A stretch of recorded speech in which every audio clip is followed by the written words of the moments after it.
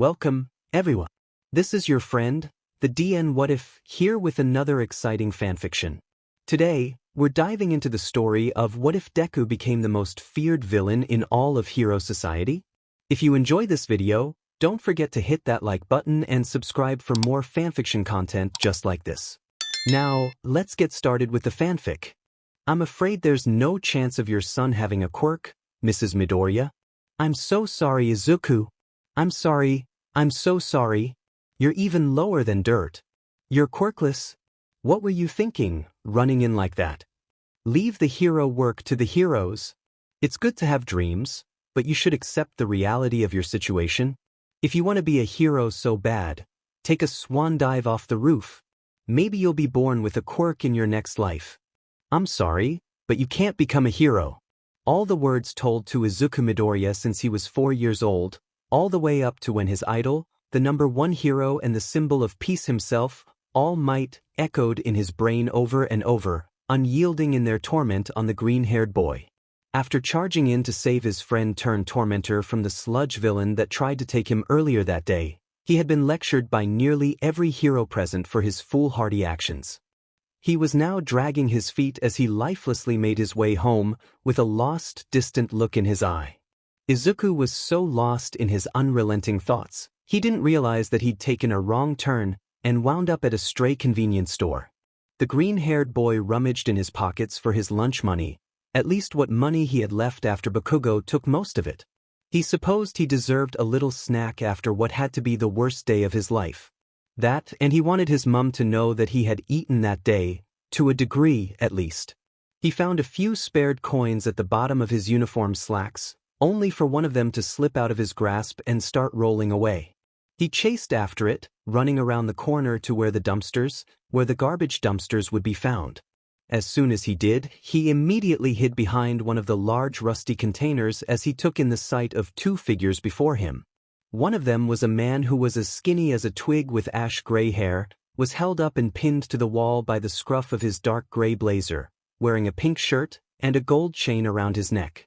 The second was a much larger man with a sharply pointed pompadour, wearing a yellow and black unitard, with high-tech gauntlets on his hands, currently holding the skinny man in place, and a pair of goggles over his eyes. Izuku, being the hero nerd he was, instantly knew who this guy was. Mr. Blaster, a pro-hero with the power to fire blinding flashes from his palms. He was known to be quite arrogant and impulsive, favoring his quirk whenever engaging villains, and always loved to be the center of the media's attention. The green-haired boy wondered how Bakugo could choose to look up to All Might instead of him was even possible. They were pretty much the same person. Well. Blaster smirked as he brought his face closer to the simpering twig in his grasp. What do we have here? A 2-bit crook? Planning on robbing this place, maybe? Why got me all wrong? The skinny man whimpered. I was just grabbing some snacks for me and my pals. Oh yeah, sure. Blaster rolled his eyes. Tell you what. How's about you and me take a trip downtown, and we'll see if your story checks out?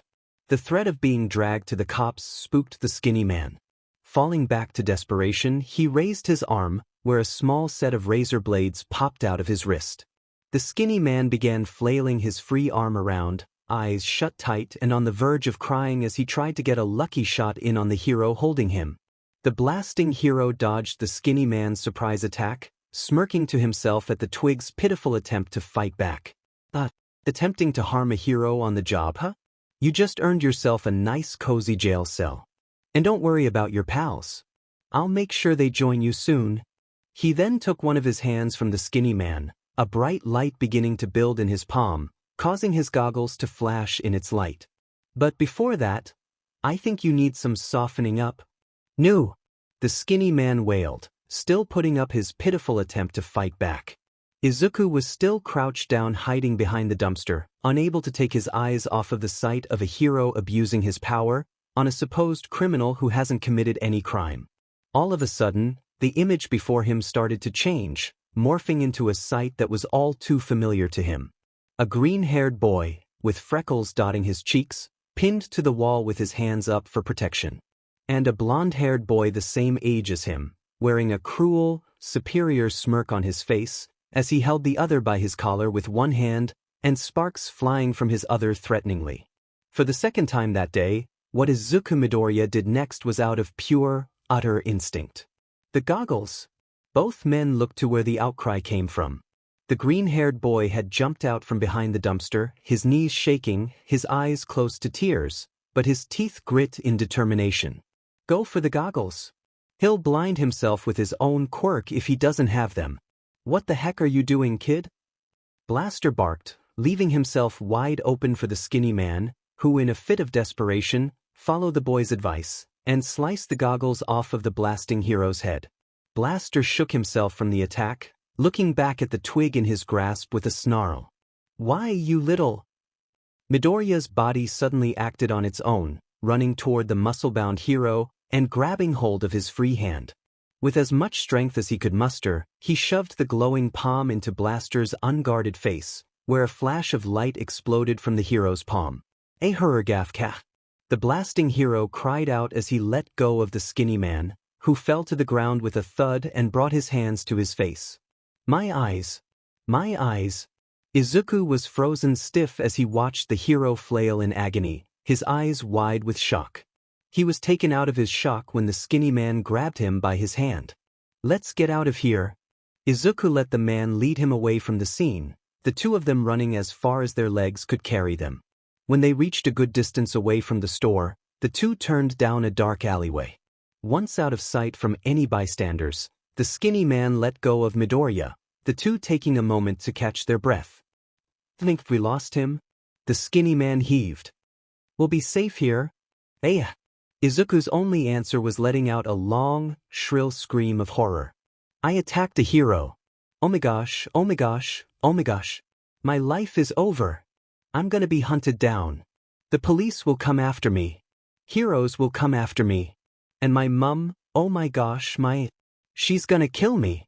No, this is gonna kill her first, and then she's gonna kill me. What have I done? You saved me? Izuku turned to the skinny man, who looked to be as much on the verge of tears as he was. The man then took his hand and began shaking it wildly with gratitude. You saved me. I thought my life was over. And then you came out and risked your neck for me. I owe you big time, kid. You're my hero. That last comment shook Izuku to his core. I'm your what? Man, that was some quick thinking, telling me to go for his goggles like that. The skinny man remarked. You must some kind of awesome mind quirk or something. I don't have one. The green-haired boy, caught in a stupor from what the man was saying, began speaking without much thought. The skinny man grew confused about what the boy was saying. I don't have a quirk.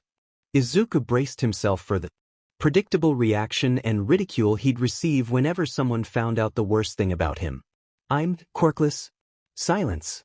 That's amazing. Of all things, the green-haired boy was not prepared to hear that. What? You knew Blaster's greatest weakness and used it against him, and you didn't even need a quirk to do it. That's incredible. The skinny man praised, having no idea how much of an impact his words were having on the frail boy's inner self. Izuku found himself stupefied once again. He reached up and clutched at his now aching chest, his eyes coming close to overflowing with tears. Oh, how he wanted to hear these words from someone, anyone, for so long. This couldn't be real. Was he dreaming? Fake it. You all right? The skinny man shook the green-haired boy by his shoulder. Izuku snapped out of himself and came back to reality. Yeah, I'm okay. Can I ask you something? The skinny man inquired. How'd you know to go for Blaster's goggles like that? Huh? Oh. Izuku pulled off his backpack and began rummaging inside it until he found what he was looking for. He pulled out his notebook, the one Bakugo set on fire before throwing out the window, and handed it to the skinny man. Since I don't have a quirk, I like to research other people's quirks. It's kind of a hobby. Izuku didn't know why he was letting a possible criminal take a look at his work. But for some reason he just couldn't help himself. It felt so good to have someone say something positive about him. He guessed he didn't want to let that feeling slip away, and do anything to keep it. The skinny man skimmed through the notebook, his eyes growing wider and wider with each page. Holy cow, this is some hardcore research. You did all this? Kind of. Izuku admitted, bashfully scratching the back of his head. The skinny man looked between the kid and the book until a light bulb went off in his head. Hey, you know who else would love to see these notes of yours? My pals. The green-haired boy was at a loss for words as the skinny man wrapped an arm around his shoulders, leading him down deeper into the dark alley. Don't worry. My pals are real nice guys. They'll treat you right, promise? The skinny man chuckled friendly. What's your name, kid? Izuku Midoriya? The boy answered, caught in a state of numbness as the skinny man led him away from public eyes. Izuku, I think this is the beginning of something special. The skinny man smiled as the two disappeared into the shadows. And that was the last anyone saw of Izuku Midoriya. And once again, thanks to the heroic actions of All Might, the sludge villain was easily thwarted, and the young student, Katsuki Bakugo, was rescued by the symbol of peace himself. Well, haven't you had the most special day, huh? Saved by your favorite hero, and being seen on TV. Shut it, you old hag. Katsuki Bakugo blasted at his mother from his side of the dining table. This was the most humiliating day of his life. First, that sludge villain grabs him from out of nowhere and takes him hostage. None of the heroes nearby had the guts to come and save him when it's their freaking job to do just that. And All Might had taken his sweet time to show up and save him when he clearly needed saving. If you're supposed to be the #1 hero, then be where you need to be, dang it. But the one thing that made the whole thing worse for him to deal with? Deku. That stupid, quirkless, useless, quirkless, pitiful, quirkless weakling was the only one to come rushing in to save him. Katsuki Bakugo. He didn't need saving from that nobody. Yet he was the only one to come rushing in like that, and pull him out of that sludge freak. A smirk came to his face. At least he got torn a new one by all the heroes around. Too bad All Might didn't let him have it as well. Having his favorite hero tell him what he did was stupid would have put the final nail in the coffin of that loser's dream once and for all. The sound of the phone ringing broke Bakugo out of his thoughts. Choosing to ignore it, he went back to eating his dinner. Hey, Kachi, get the phone, will you? Mitsuki, his mother, asked as she helped herself to a mouthful of food. You get it, you lazy bat? Katsuki growled back. This earned him a smack behind the head from his now furious mother. Is that any way to talk to your mother, you little turd? She roared in his face. Is that any way to treat your own kid, you old bag? The boy pushed back just as viciously. Come on, guys, not at the table, Masaru asked politely, whilst also making ready to duck under the table if he needed to. Mother and son snarled at each other in a staring contest, while the phone continued to ring. Mitsuki finally gave a tired sigh and got up. I'll get it. Ha! Katsuki rubbed in his victory as he scarfed down the rest of his meal. Mitsuki picked up the phone and brought it to her ear. Hello, Bakugo residence. The Bakugo mother instantly recognized the trembling voice on the other line. Hey, Inko. Long time no talk. Bakugo couldn't help but eavesdrop as he ate, but then instantly regretted it. It was that useless Dekism. If that little chicken decided to tell her about how he'd been picking on him at school, he was going to be in for a world of hurt. How's it going? Mitsuki brightly asked, until her face began to slowly fall into an expression of worry. Inko, is something wrong? No, Izuku isn't here. Why? Oh no, Inko. It's gonna be okay. Okay? I'm coming over. Mitsuki slammed the phone onto its holder and ran past the dinner table. Bakugo stopped eating when the conversation started getting tense. He and his father got out of their seats and ran to see the mother fetching her coat out of the cupboard. Honey, what's wrong? Masaru asked, showing a rare moment of strong authority.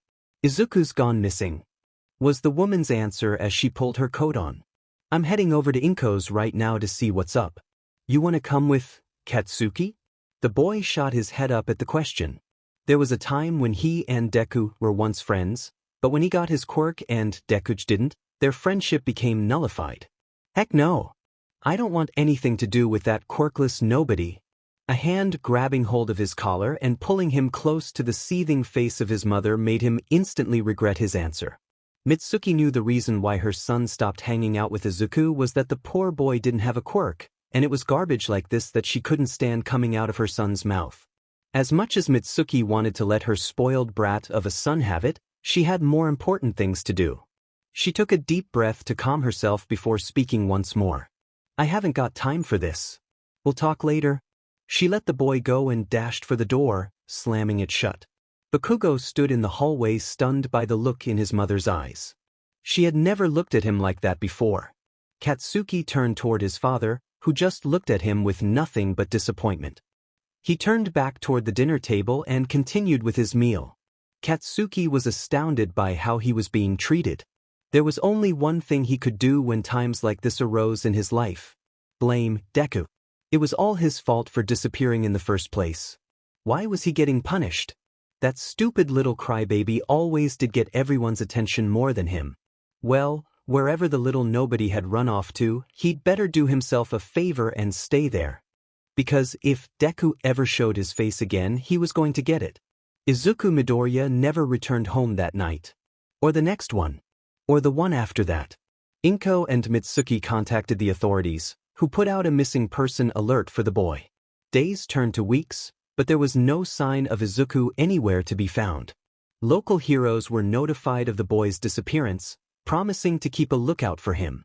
But even with the heroes' help, Izuku Midoriya was never found, as if he had vanished into thin air. As for Katsuki, he couldn't care less. The bomb boy wouldn't dare to admit it out loud, but he was glad to be rid of the useless broccoli-headed dork.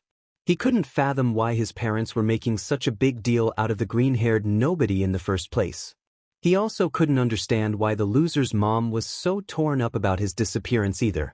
The guy was quirkless. What good could he do, other than steal his heir? Whatever, it didn't matter. Now that Deku was long gone, it just helped Bakugo to focus on getting into Yuta, not that it was going to be any sort of challenge for him. With his quirk, the world was his oyster. An all-you-can-eat buffet laid out just for him, and he was ready to dig in. Who on earth could possibly stop him? Midnight had heard a lot of jokes about her being out at midnight, and she had never thought any of them were funny. The rated R heroine was making her nightly patrol around the city, riding her personalized motorcycle. But so far, there had been no word of any bad boys misbehaving. She pouted at that thought. She got herself all dolled up for some fun, and had no one to play with.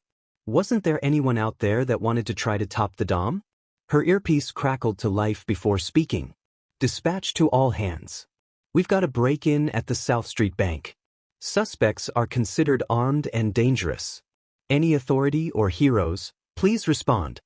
Midnight placed her finger on the piece. This is Midnight. I'm 2 blocks away from the location. Be there in the crack of a whip. Roger that, Midnight. Good hunting. The agent on the other end stammered. Midnight just loved messing with people. Revving her engines, she raced toward the disruption, licking her lips in anticipation. When she arrived, she could easily see 4 men already inside, hacking into one of the ATMs with a hardwired phone, completely unaware of her arrival. Midnight almost felt sorry for these boys, almost. She kicked her cycle onto its stand, then made her way inside the bank. She peeled off the sleeve of her outfit, letting her quirk, somnambulist, drift off her skin and begin clouding the closed-off room. Whoa. What do I spy? A few naughty boys stealing from someone else's piggy bank. The thugs turned around to see Midnight standing there, in a confident and domineering pose. However, her confidence halted a little when she spotted that all 4 of the crooks were wearing gas masks. Why would a bunch of small-time, petty criminals be wearing gas masks of all things, to a bank heist? Oh shoot, the kid was right. She really came? One of the thugs cried out. Midnight was caught off guard. There was no way a pack of 2-bit crooks could have predicted her showing up and being ready for her powers like this. How could they have known?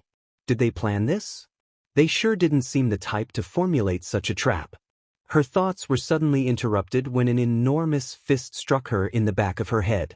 The R-rated heroine fell to the ground, her vision shaken and blurred from the thug's sucker punch. Holy cow! A thug with a red button shirt spoke up. We did it. We actually beat a hero. As the gang took a moment to celebrate their victory, Midnight struggled to regain her senses. So, now what do we do? A thug with a yellow bandana questioned. The large thug who clocked Midnight from behind smirked as he cracked his gigantic knuckles. I say we put her down for good. Make sure she can't come after us later. Midnight managed to hear that in her daze, and she did not like it. No. The singular voice silenced all others present. A blurred figure appeared and started coming her way. The thugs parted out of the stranger's way, allowing him to walk up to the downed heroine. The sleep gas girl managed to get her sights straightened out, just in time to get a look at the figure before her. What surprised her the most about the likely leader of the gang was just how young he appeared to be. The boy didn't seem like much to look at, much like every other no-name punk on the street. He wore a dark green hoodie with a yellow backpack on his shoulders, a pair of black jeans, red sneakers, and the lower half of his face was obstructed by the gas mask he wore. But what she did manage to see of his face were his eyes. A pair of strained, sagging, unstable mint green eyes, which she could have sworn were staring right through her. What do you mean no? The brute barked back. The boy went about retrieving the handcuffs from Midnight's utility belt. If we kill a hero, we'll have more heat on us than being plain old bank robbers. He then locked the woman's wrists to a metal railing nearby. Do you really want every hero in the area on our tail for taking out of their own? Or worse, All Might himself?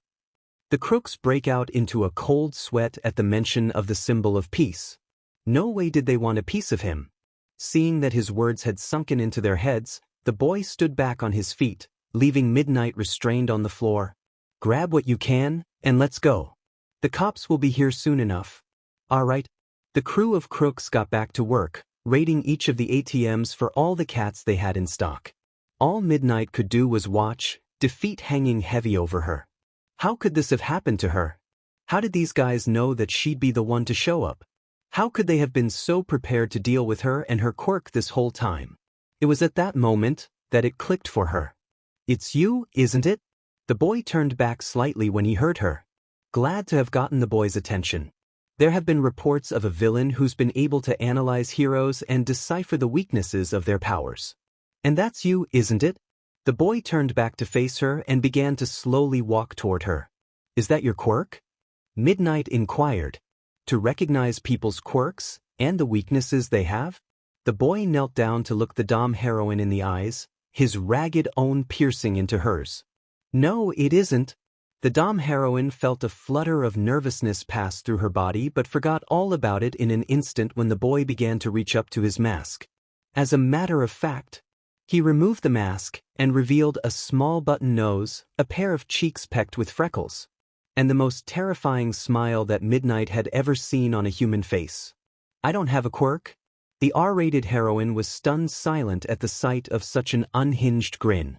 I hope you're not too hurt, Ms. Midnight. The young mastermind's smile shrunk from its demented size, yet still held its unhinged nature. I'm actually quite a big fan of yours. The honk of a horn caught both their attention, the boy turning back with his smile still in place. Guess it's time to go. Wish I could stick around. I would have loved to get your autograph. The boy then stood up and made his way toward the door. Wait! The woman cried out, managing to stop him for a moment.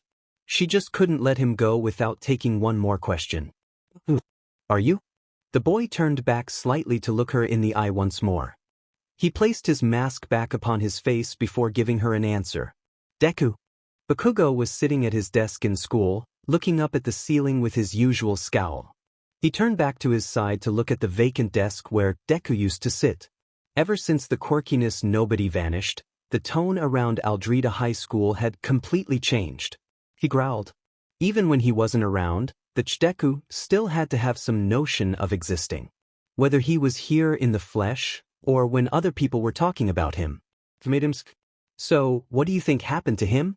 Bakugo caught on to a conversation happening between a few students on the other end of the classroom, whispering and taking turns to look back at the empty seat. I don't know. Do you think maybe he was kidnapped? Or maybe someone got him with their quirk? Well, couldn't he have defended himself? With what? Don't you remember? He didn't have a quirk. Oh shoot. That's right. Man, I actually feel sorry for the guy. Bakugo could have spit when he heard that. All of a sudden, two figures approached the ash-blonde boy. It was the two cronies who liked to follow him around and picked on Deku whenever he did. One of them was an overweight kid who could grow wings out of his back, while the other had dirty blonde hair and could cause his fingers to grow to unnatural lengths. Finger Boy decided to pull out Izuku's empty seat and plop himself in it, right next to Bakugo. "Hey, Bakugo! Isn't this great? That quirkiness nobody's finally gone. Just like you always wanted." He cackled. Bakugo barely looked at the suck-up next to him. Not getting the toughest kids in the school's attention, the snarky kid decided to try again. "I bet he took your advice and decided to drop himself off the roof. About time, huh? Who needs a quirkiness freak like him? What is wrong with you?" Someone shot up from the group of kids on the far side of the room. Finger Boy and Fat Wings turned to look at who had raised her voice. It was a schoolgirl who could turn her hair into a neon blue whip. "How could you say something like that?" Taken by surprise by the girl's words, Finger Boy stood up and began defending himself. But it's true, isn't it? If you don't have a quirk, then what good are you? That's not fair." A boy who had rocks for hair spoke up next. "Lots of people without quirks can still do something. Like, join the police force, or something. Why are you sticking up for the Deku now?" Everyone stopped to look at Bakugo, who had finally said something. He looked down from the ceiling and toward the group of kids. "It's not like you were friends with him, right?" A girl who could summon a small twister with her right hand hesitantly spoke up next. No, but don't you miss him too, Bakugo? I mean, he did save you from that sludge villain a few weeks ago." Bakugo shot a deadly glare at the girl the moment she brought up his greatest shame. All of the students froze under the explosive boy's gaze. Even his two cronies were scared stiff as he rose out of his chair and stalked his way toward the small group at the front. He then slammed both his palms on the desks at either side of him, smoke simmering out from the burning wood underneath his hands. Bring that up again. I didn't need that Deku's help. I don't need anyone's help, and I never will. I'm going to be the best hero this world has ever seen, and I'm going to pave over that stupid incident like the garbage it is. And if that Deku ever shows his face around here again, I'm gonna dash." All of a sudden, the classroom door slid open, and the teacher walked in. "All right, class, settle down. Time to start the day. Bakugo, please take your seat." The explosive boy shot the group of kids one last look before stomping off back to his spot, seating himself down and propping his legs up on the chair in front of him. He honestly didn't care what happened to the Deku, whether he took his advice and decided to jump off a building somewhere or not. A smirk spread across his face. Maybe the Deku was living off the street somewhere, dumpster diving for rotten scraps to survive. Chicken katsudon, pork katsudon. Chicken katsudon, pork katsudon. Deku stood in front of the fridge aisle of a convenience store close to his apartment. The last few heists he'd been hired for had gone off pretty well, and he managed to earn himself a pretty generous cut of the scratch they made off with. His expertise on quirks had come in handy a couple of times, the latest example being when he had the group of thieves he was running with prep themselves for an encounter with Midnight. Though as good as his knowledge was, a part of him wished he could be of more use than just planning ahead of heroes. Even in a life of crime, he can't help but wish for a quirk of his own. He looked back to the 2 lunch sets in his hands. Guess he shouldn't complain if he was able to buy food at the end of the day. How long had it been since he had a freshly cooked, steaming hot slab of katsudon? Well, it didn't matter on which of these he ended up taking home. Neither one of them would hold a candle to his mum's. The pit that would appear in the young villain's stomach whenever he would think about his mother opened up the moment she came to mind. It had been 2 months since he left, leaving her behind as he started his new life. His insides would then churn with guilt over how he left without a word, leaving her behind. But he did it for her. Now that he was gone, she didn't have to have a quirkless child to worry herself to death over. At least that's what he kept telling himself. He couldn't help but wonder if anyone at his old school missed him when he vanished. Probably not. They let him know exactly what they thought of the quirkless nobody in their class. His homeroom teacher sure didn't seem concerned with his well-being. So what difference would it have made to them if a quirkiness weakling like him up and left? Or Bakugo? Bakugo! Deku figured that he must be so happy right now, knowing that his abuse finally paid off. Now, he had more time to focus on getting into U.A than coming after him. It was more than likely now. After all, he did have a pretty impressive quirk. How could they not let the likes of him into the most elite hero school in all of Japan? Never mind the fact that he likes to put others down, make them feel weak and worthless, while endlessly blasting them over and over and over and over. The boy snapped out of his mental haze. He took a couple of deep breaths to recenter himself. Once he was done, he gave a little chuckle. That was close. Almost had another one of his episodes. He'd picked up the bad habit after his disappearance. Whenever his mind started going down a dark road, as he liked to describe it, things started to get a little blurry. "Sir?" A clerk behind the counter called over to him. "Is everything all right?" The green-haired boy looked down the aisle and gave the man a reassuring smile. "Sorry, I'll be right there." Deku put the chicken katsudan back and made his way to the front desk. The clerk began to scan the boy's items and place them in a plastic bag. "That'll be 1049 lean." Okay. Deku gave the clerk an awkward smile as he rummaged around in his pockets for cash.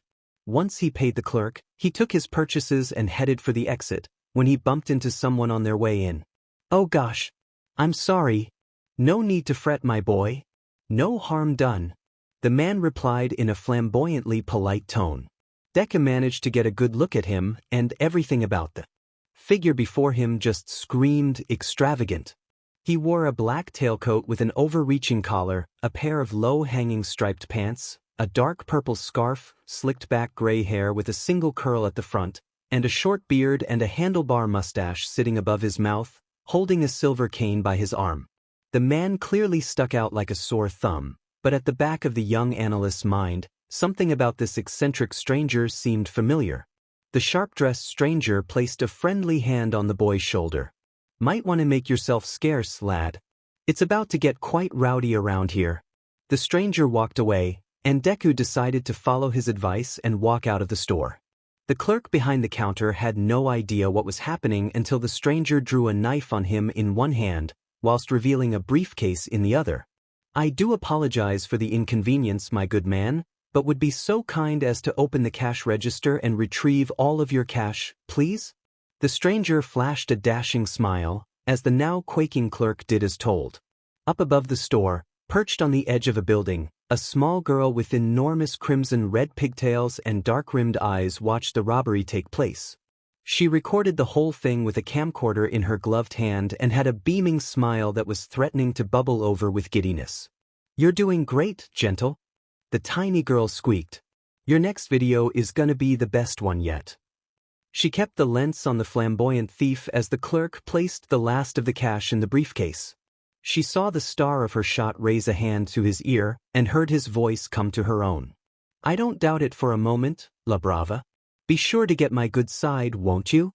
"Oh, gentle. All your sides look good." The girl, La Brava, swooned until she caught sight of something out of the corner of her lens. "Heads up, gentle. Heroes at 3 o'clock. True enough, a band of caped crusaders arrived on the scene. "Drop your weapon. There's so many of them, gentle." The girl grimaced. "What do we do?" The flamboyant thief merely grinned. "La Brava, cut to black, if you please."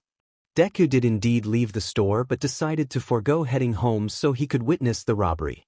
As he hid behind a stray dumpster down an alley, he pulled out a pocket telescope and aimed it at the sharp-dressed man holding a knife to a panicking clerk who hurriedly filled a briefcase full of money. All of a sudden, a multitude of multicolored heroes showed up. They struck their poses and ordering Gentle to drop his weapon and surrender. Gentle complied with dropping his knife, but it soon became clear that he didn't need it. Deku watched as the flamboyant thief pressed a finger to his ear and started talking to himself. The young analyst deduced that whoever this was, he wasn't working alone, no doubt talking through an earpiece to whoever was possibly watching over him. Once he was finished, he retrieved his hand, then sprung into action.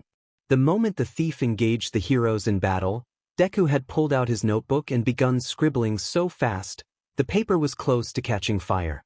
Whatever the sharp-dressed man touched appeared to take on the physical form of an elastic, rubbery substance.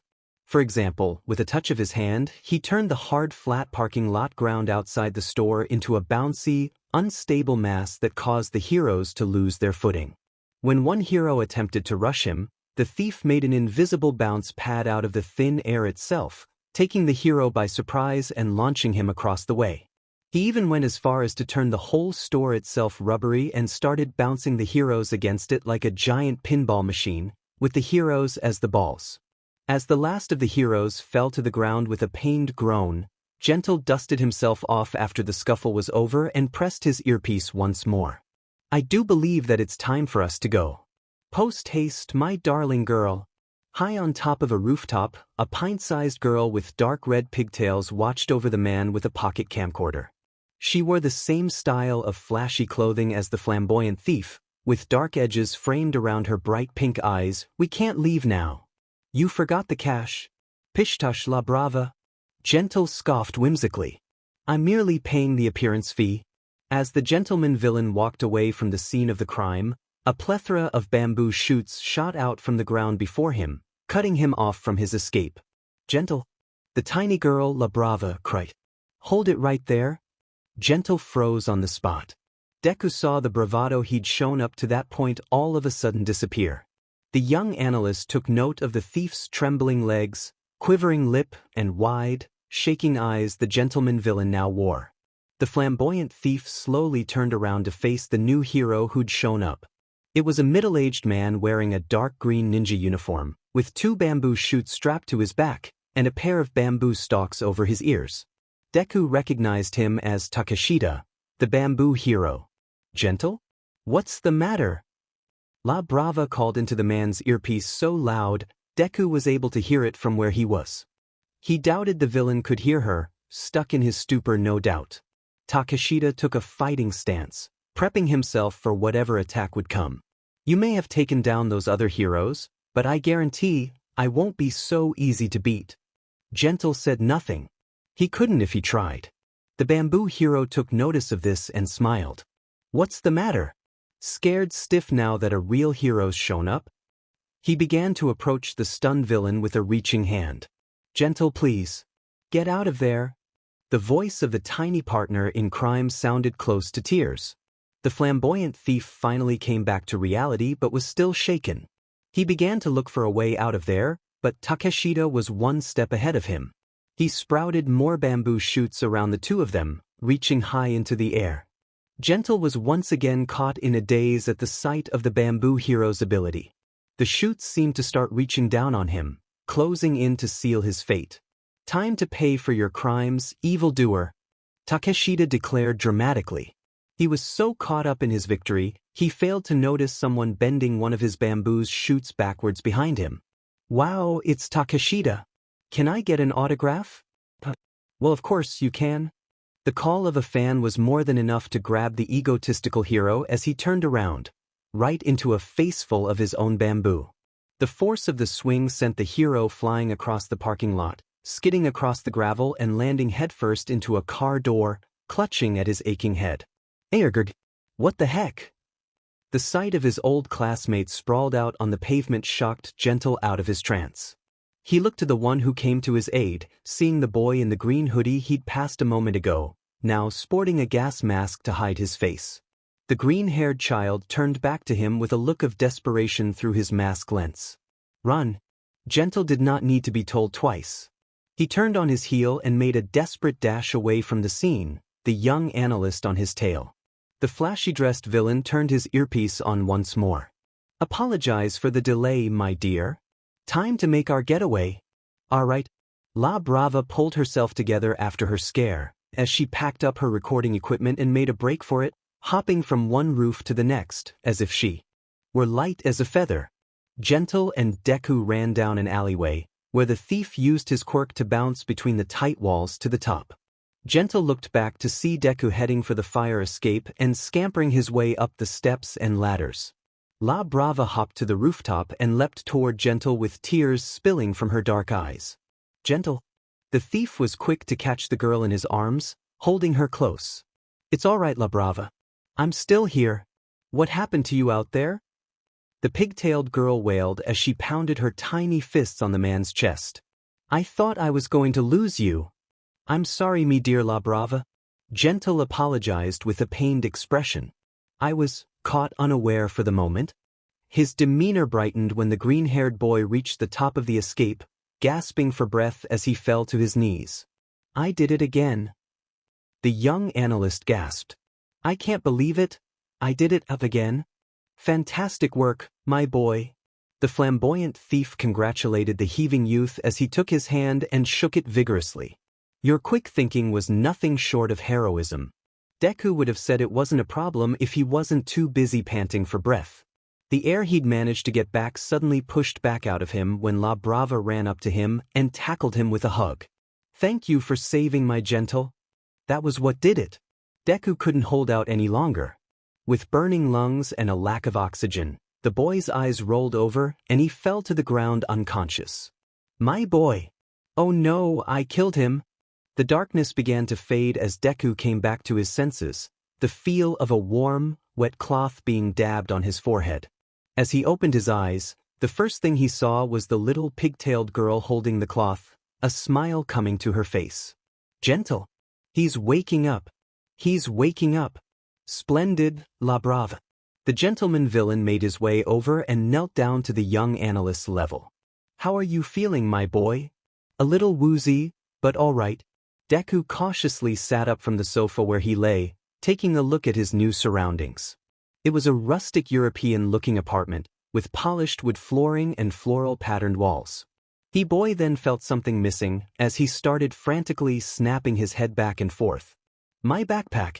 Where's my dash? Don't worry. Your backpack is fine. The pigtailed girl calmed him and pointed to a hat rack by the front door, where his dark green backpack hung. The young analyst breathed a sigh of relief before looking back to the dazzling duo who brought him here. Thank you. The flamboyant man shook his head. It is I who should be thanking you, mister. I'm sorry. I didn't quite catch your name. Oh, it's Deku. The boy sat up as he gave them a bashful smile. My name is Deku. Deku? The girl titled her head in confusion. Like, as in useless? Yeah, pretty much. The boy's smile shrunk, appearing a little more poignant than before.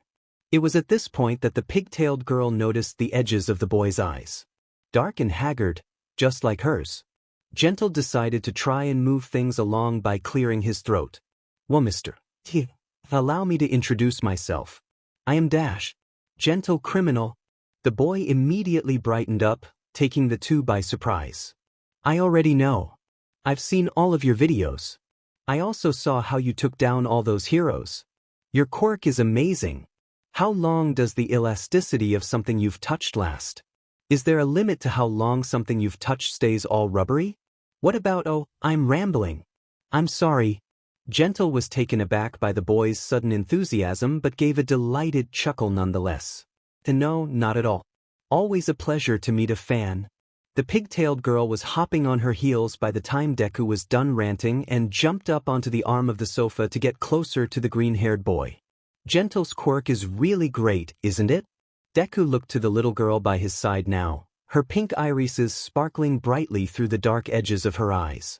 I'm La Brava. I'm the one who edits all of Gentle's videos.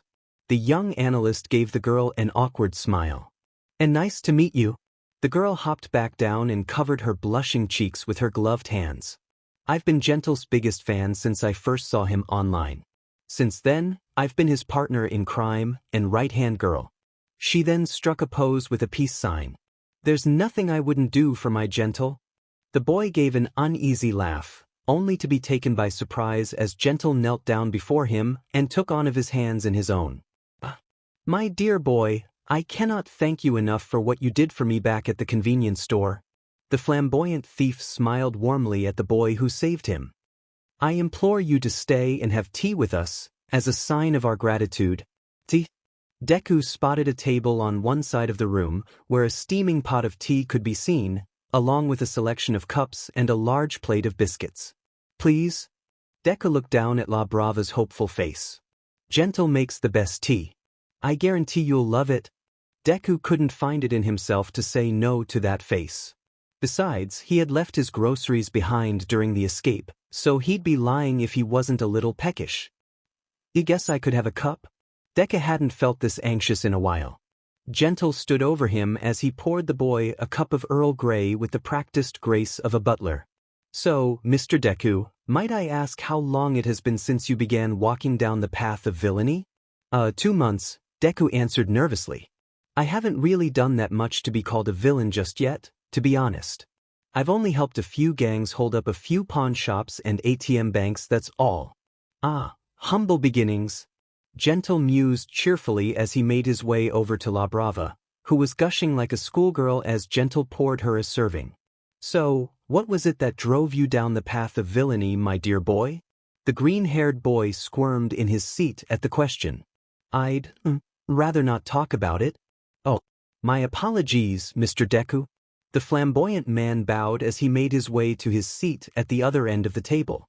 I should know of all people that a villain's origins can be a rather painful tale to remember. Deku noticed a wistful sadness in the man's eyes for a moment, only for Gentle to shake himself out of it and replace it with his signature charming smile as he sat down and poured his own serving. But I have to say, you must have quite the marvelous quirk at your disposal. Deku choked on the tea he was sipping at the time when he heard that. My what? Totally. La Brava piped up as she nibbled on a biscuit. The way you figured out how to use Takeshida's own quirk against him was amazing. You must have some kind of super smart brain quirk, right? The green-haired boy lowered his cup slowly to its saucer with a clink, a dry laugh escaping his lips as they turned into a fractured, bittersweet smile. The change in attitude from the boy caught the dazzling duo off guard once more.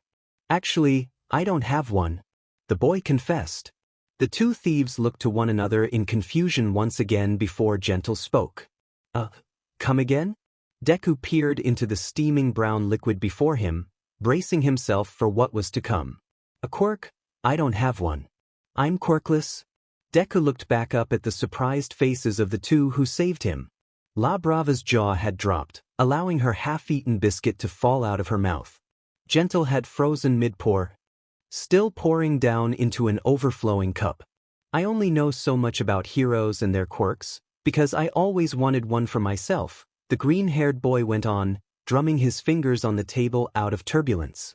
I'd write down as much as I could figure out about someone's quirk whenever I see it in action, figuring that whenever I got my own, I'd have a general idea on how to wield it. A somber chuckle came from his broken smile. As you can tell, it never happened. The dazzling duo was still in bewilderment by the boy's words, until La Brava managed to find her voice again. Is that why you call yourself Deku? The boy brought both his hands around the cup in front of him, letting the heated ceramic warm his palms and fingers, his fractured smile still in place. Yeah, pretty much. As the two thieves were shocked by the boy's words, Deku lifted the cup and drank what was left of his tea in one. He then placed it back down, pushed his chair out and stood up.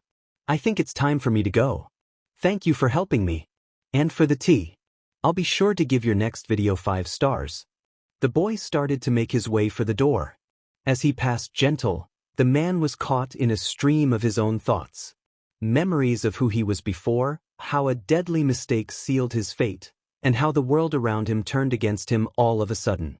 How it forced him to become the man he is now. He turned back to the boy, watching him grab his backpack and slip it on with trembling eyes. They were the same. W8. Gentle snapped out of himself and shot up from his seat. Huh. Deku looked back to see the flamboyant thief approaching him.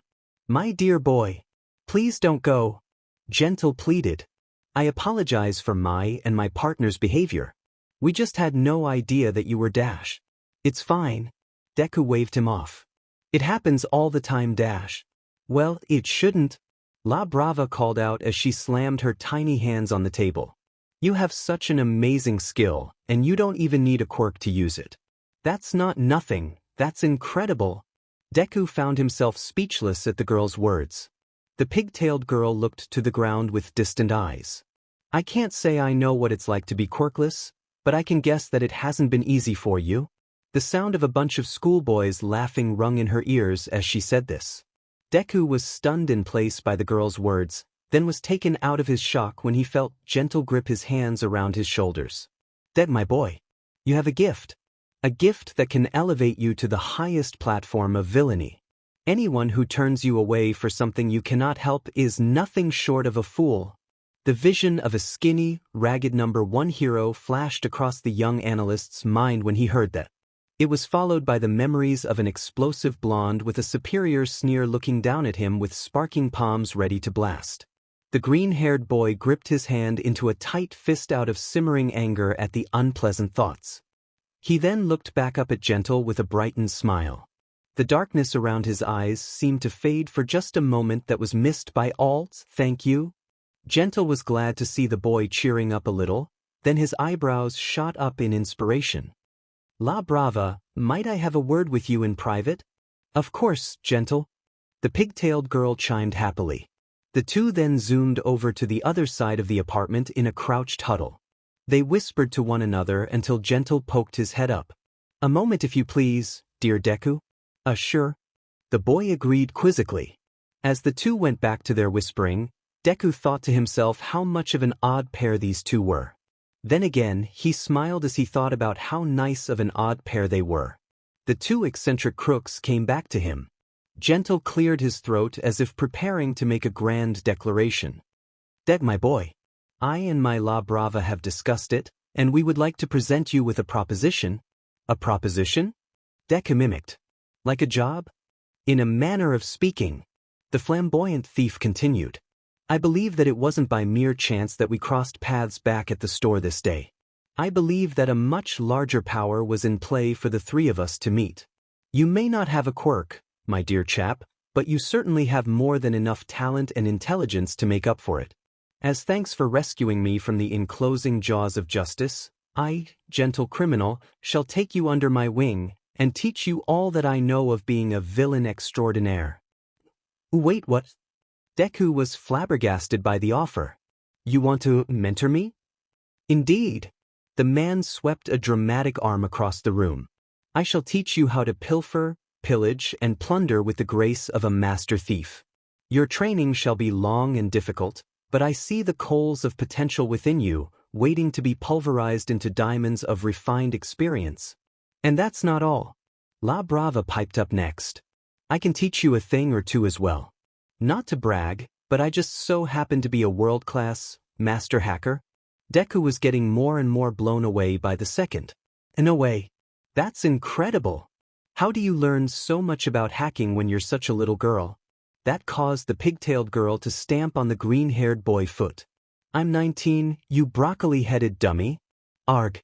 Sorry." Deku knelt down to nurse his aching foot. Once the pain began to subside, he looked up to see Gentle reaching a hand out to him. The extravagant villain gave the boy one of his charming smiles with a twinkle in his eye. "What do you say, my boy?" Deku took a moment to think about it. As much as he believed it would help him, a feeling of doubt weighed on his shoulders. "Even if I wanted to join, there's no way I could move like you could, even if I had a quirk?" "Nonsense, lad." Gentle scoffed. "La Brava has been working with me for 3 years now, and thanks to my expertise, she can bound over rooftops as well as I can."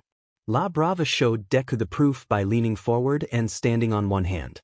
"If Gentle can teach me how to move as good as he does, then I guarantee that you can do it too, Deku.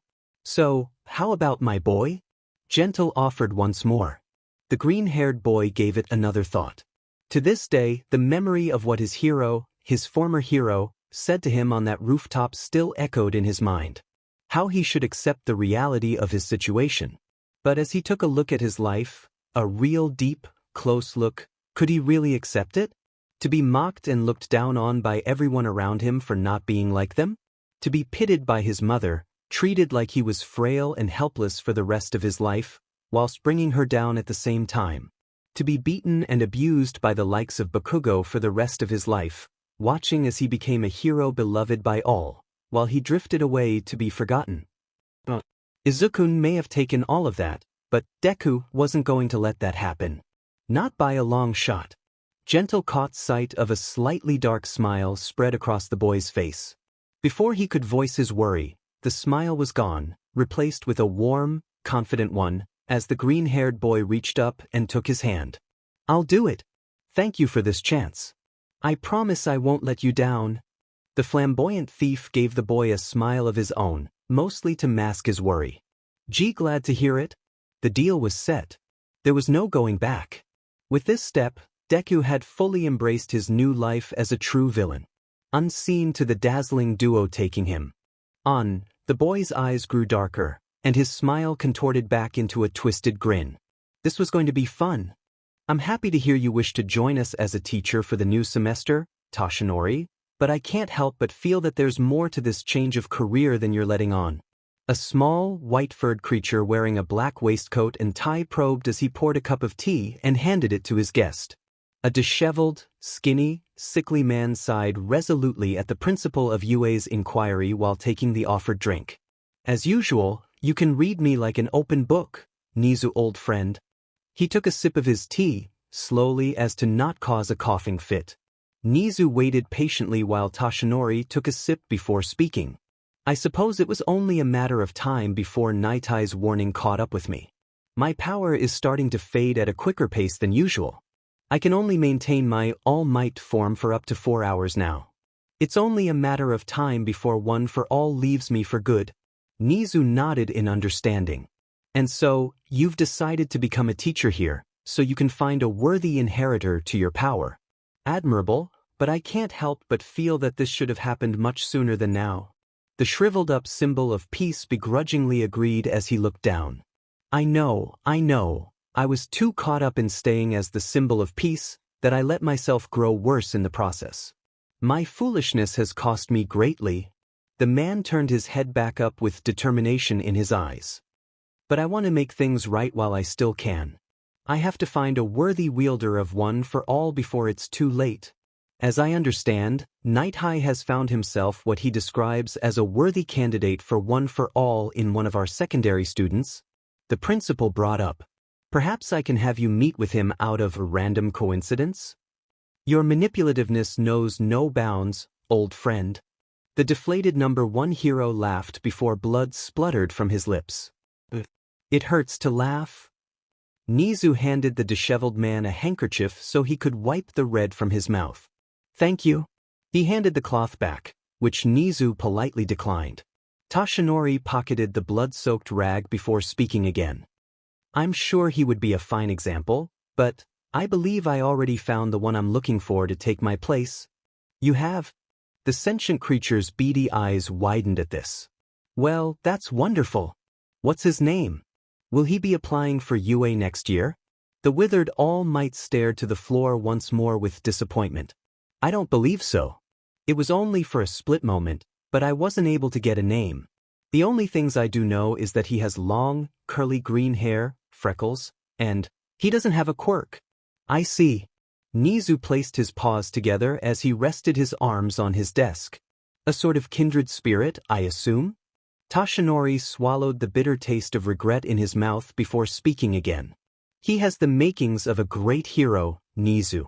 I saw it myself as he charged into certain danger at the risk of his own life for someone else. If I ever get the chance to see him again, I will devote everything I have left to make him the hero he was born to be. I just can't stand the thought of such a courageous soul such as him, wasting away with so much untapped talent in his possession. The principal smiled at the determined symbol of peace when a thought popped into his head. Speaking of talent, have you heard about what happened to Midnight a few months ago? Toshinori looked at his friend in confusion. Can't say that I have. You know how caught up I can get in my work. Understandable. Nizu acknowledged. But this may be something you want to hear. Apparently, Nezumi was thwarted in stopping the robbery of an ATM bank by a street gang local to the area. This bit of news shocked the number 1 hero.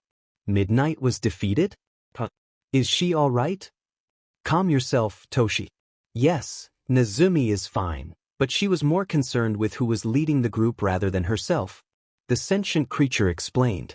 Whoever it was, they predicted that Midnight would be the one to arrive on the scene, and had the crooks wear gas masks to counteract her quirk.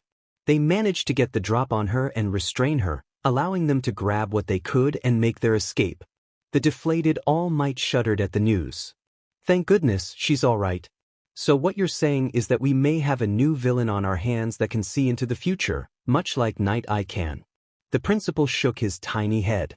I fear that may not be the case, Toshi. When Nezumi reported the incident, she told us that she managed to have a few quirk words with the leader before they fled the scene. And from what the leader said, he doesn't have a quirk at all. Toshinori leapt out of his seat and slammed his hands on the sentient creature's desk, his sunken eyes shaking, and his mouth agape in alarm. That can't be true. A quirkless villain, getting the upper hand on a pro-hero like Midnight. It must be some kind of bluff. Maybe so, but we have little to go on at this time, my friend. Nizu reasoned. Whoever this person is, he has been able to stay out of sight and under our radars ever since. He may also have something to do with the increase in crime across the city. It's all speculation, as I said, but I personally wouldn't doubt it. The disheveled symbol of peace slumped back into his chair, staring into space with a bead of sweat trickling down his brow. A quirkless villain who could decipher the weaknesses of others? I can only imagine the horrific crimes such a character could commit with such knowledge. Hey, get back here with those buns. Faster, Deku my boy, faster. Gentle called behind him as he sprinted away with a bag full of pastries from the bakery the two just robbed.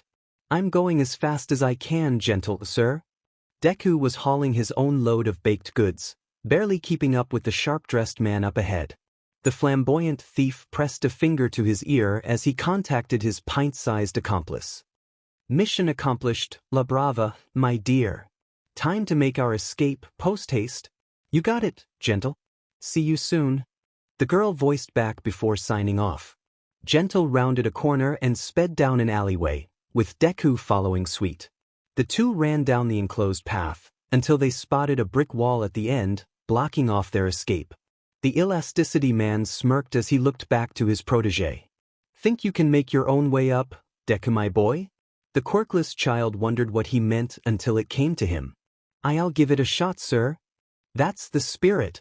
Gentle lead the way as he hopped onto one of the side walls, using his quirk to bounce his way up the narrow alley and make it to the top of one of the roofs. Deku looked back at the oncoming wall and gulped. No better time to learn than on the job.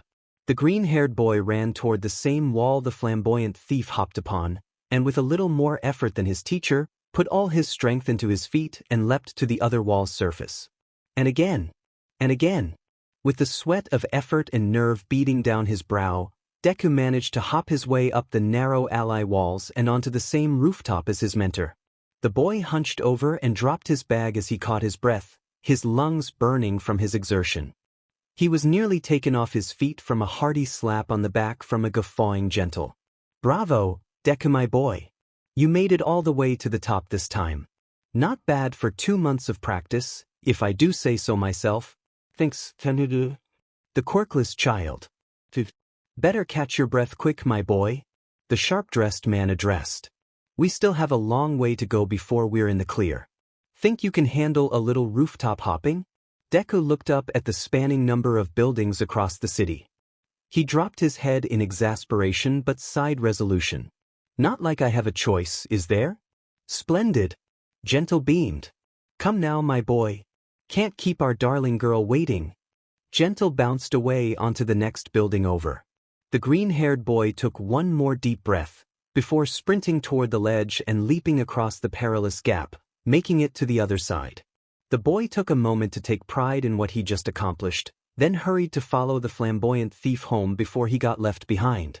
La Brava tapped away at her laptop as she brought up their video channel. The site came up, and she immediately slumped in her seat. There's barely any views. Again. Deku was unable to see, as he was busy standing in place with one hand on a small pile of books. Sweat dripped down his brow onto the wooden boards below as he kept up his concentration. Gentle walked around the villain in training, keeping an eye out for any slack in the boy's body. He tapped at the boy's legs with his cane. Keep your feet in angle with your head, there my boy. Yes, sir. The young analyst grunted as he maintained his athletic composure. You've come a long way in these last 3 months, Deku. You should be proud of yourself. The flamboyant thief praised. But the life of a master criminal is not an easy one.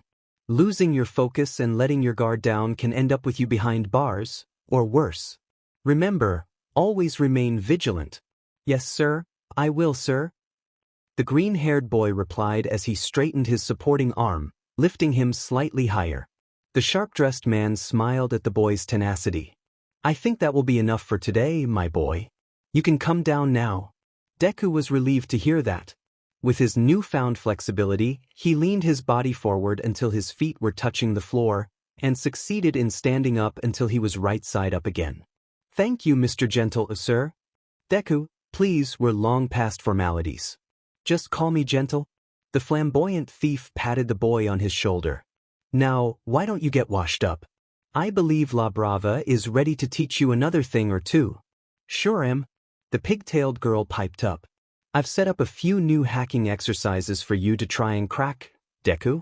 And I guarantee they're not as easy as the last ones you've managed to break.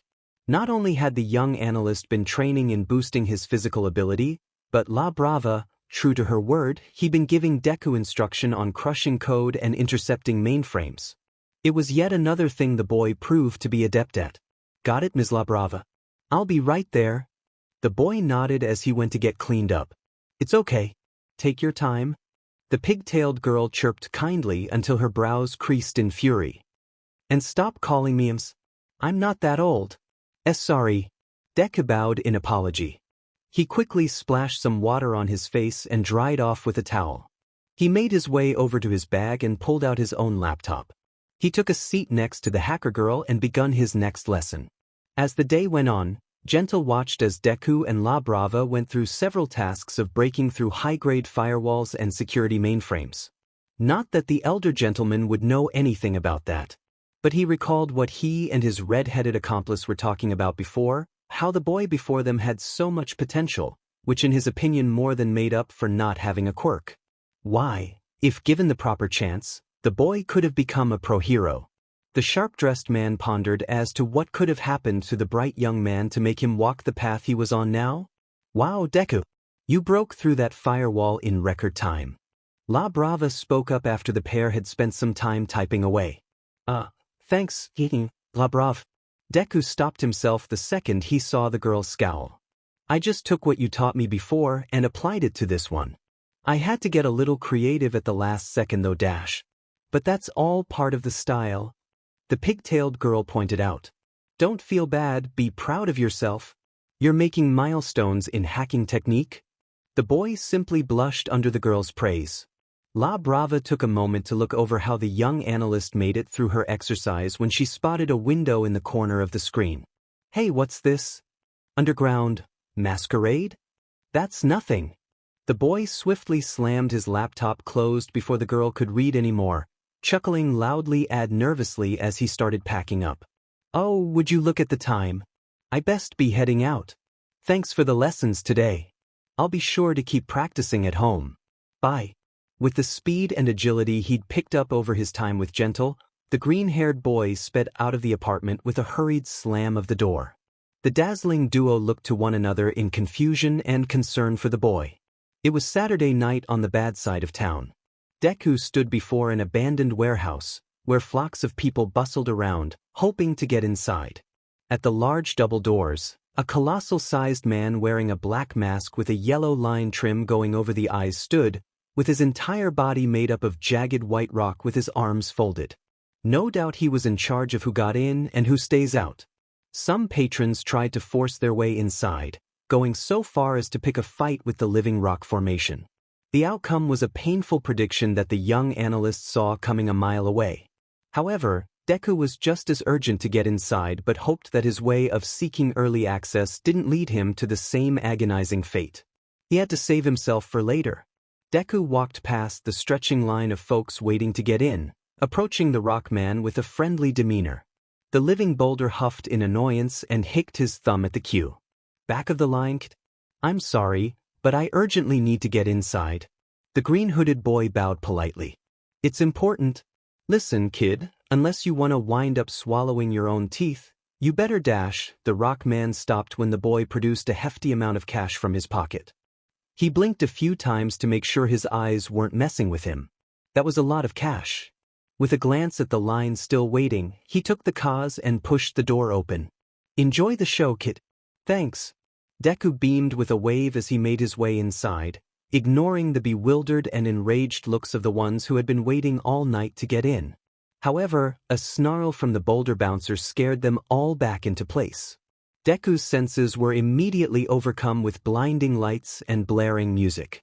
Patrons cheered at the barbarism going on in the caged stage in the center of the warehouse. The young analyst pushed his way through the crowd to get a look at who was currently fighting. His face brightened as he spotted the one he was looking for in the cage. He was wearing a black cowl mask over his head, with shaggy light brown hair flowing out of the back. He had an unruly smirk on his face as he bludgeoned his opponent with his enormous bandaged fists. The fighter's whole attitude just screamed, "Bring it on." Deku watched as the large bruiser swung a devastating punch into the poor contestant's face, knocking him out cold before he could hit the floor. The buzzer went off. The crowd went wild as a pair of medics came in and dragged the battered combatant away.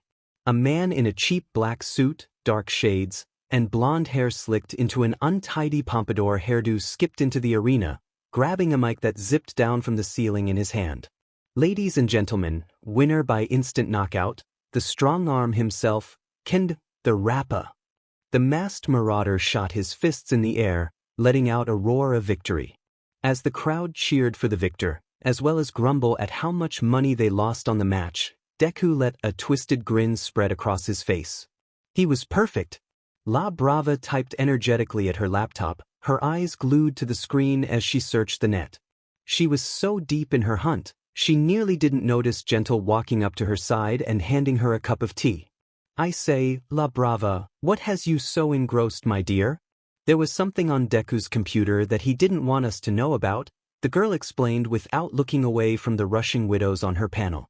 "Something called Underground Masquerade. It's been bugging me all day, so I figured I'd find out what it was on my own." The flamboyant thief frowned slightly at this. "My dear, we may be criminals, but I think it's rather rude to go snooping into others' business, don't you think?" "I understand, Gentle." The girl stopped typing for a moment until she returned to her frantic searching with renewed determination. "But I just can't help it. I'm worried he might be getting himself into some serious trouble." "Oh, come now, my dear, this is Deku we're speaking of." Gentle smiled calmly. "He wouldn't do anything to put himself in harm's way on purpose. Perhaps this masquerade is some sort of secret party. A gallant ball filled with grand festivities." La Brava clicked on a link and her face went white. "Or, it's an underground fighting circuit, where fighters are allowed to use their quirks, and the battles don't end until one of the competitors is laid out on the mat in a bloody, broken heap." The sharp-dressed man shot over to the screen, his eyes bulging in horror. "What?"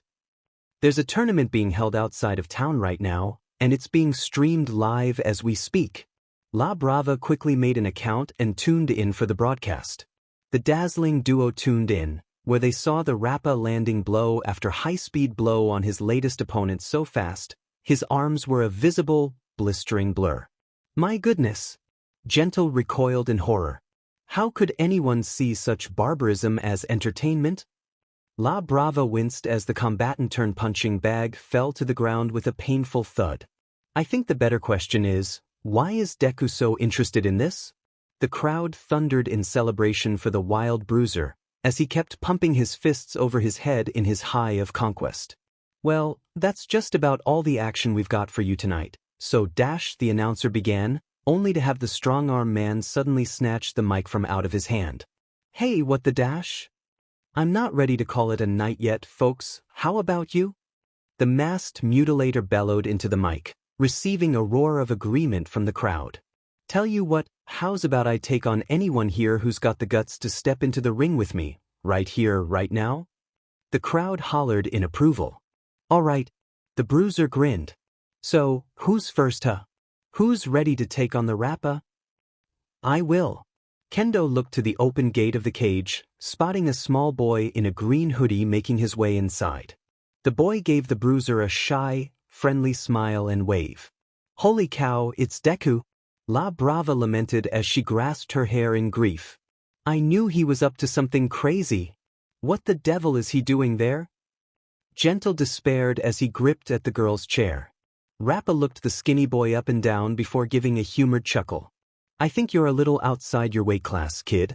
Run on home before you get hurt. The strong-arm man then turned away to grab a water bottle. You said you'd take on anyone who'd step into the ring. Deku reasoned with a smirk. Are you going back on your word right now? The crowd reacted eagerly at the boy's boldness. Rappa turned back to the boy with narrowed his eyes under his hood. Kid, I don't know what kind of quirk you have that makes you think you have any kind of chance against me, but dash? Oh, I don't have a quirk. The green-haired boy quickly chimed. Wait, what? The strong-arm man asked in bewilderment. I don't have a quirk? Deku repeated. A moment of silence came over the hall, until the whole hall exploded with laughter. The crowd heckled and pointed at the quirkless child.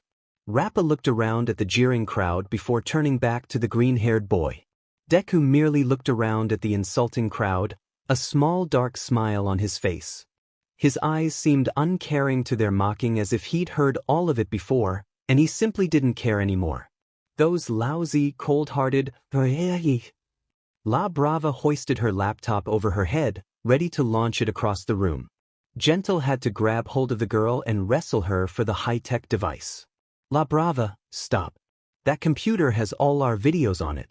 The crowd continued to laugh, the young analyst still taking it all with an uncaring grin on his face. That's enough. Rappa's roar made everyone in the warehouse pipe down in an instant. I don't see how any one of you milksops out there have any right to laugh at this quirkless kid when he's the only one who had the stones to step up. The strong-arm man pointed out, with no one daring to defend themselves. Rappa gave the crown one more glare before turning his attention back on the green-haired boy. Listen, little guy. I don't know if you're crazy or gutsy for coming in here, but you gotta understand that you don't stand a spit of a chance against me. Oh, I'm well aware of that, Mr. Rappa. The boy nodded in the agreement. I was hoping I could persuade you into taking me on. Take you on? It took a while for Rappa to figure out what the green-haired boy was getting at. Wait, are you saying? That's right. The boy smiled. I want you to teach me how to fight. The two viral villains gaped at the screen. Huh. The crowd was as bewildered at the offer as Rappa. He looked around at the crowd, hearing the numerous voices talk about if he was going to take him on or not. Why would you even want me to train you?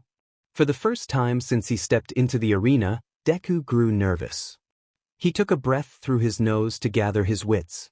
Because I have been on the receiving end of this world for not being like everyone else my whole life. I don't want to just lay back and let everyone do whatever they want with me any longer. I can't do it. The image of an explosive blonde with a vicious smirk came to mind, his palms open and smoking, ready to blast. The young analyst clenched his fist. I can't be defenseless, not anymore. The brawler and the crowd were stunned silent by the boy's words, as well as the dazzling duo watching online. You're the kind of man who respects those who can take punishment as much as giving it out. The boy continued. So allow me a chance to prove myself. He then raised a finger. 1 round. If I can remain on my feet after being in the ring with you for 1 round, you have to train me. La Brava was gripping at her laptop, the device cracking under the pressure. Is he out of his mind? That monster's gonna flatten him. The flamboyant thief held the girl by her waist as he tried to pull her off her computer. La Brava, please. Rappa dropped his arms, along with his jaw, at the madcap offer.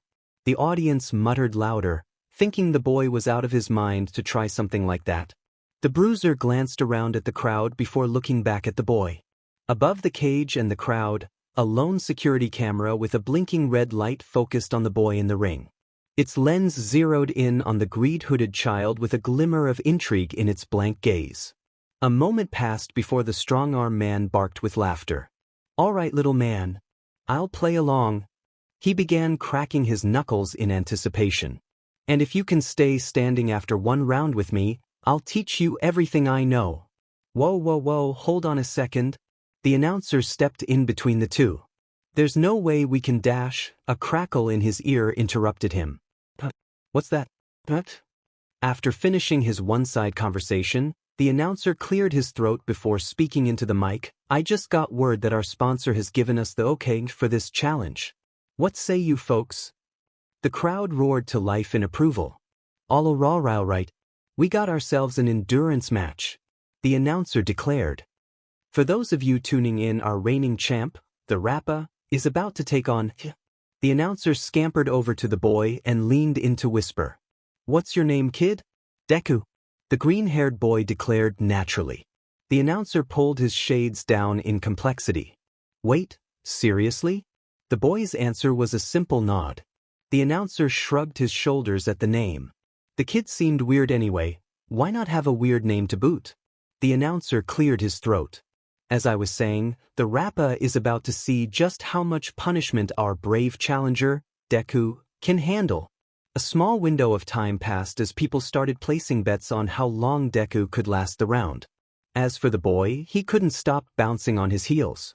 For some reason that he couldn't fathom, he just felt so eager to get started.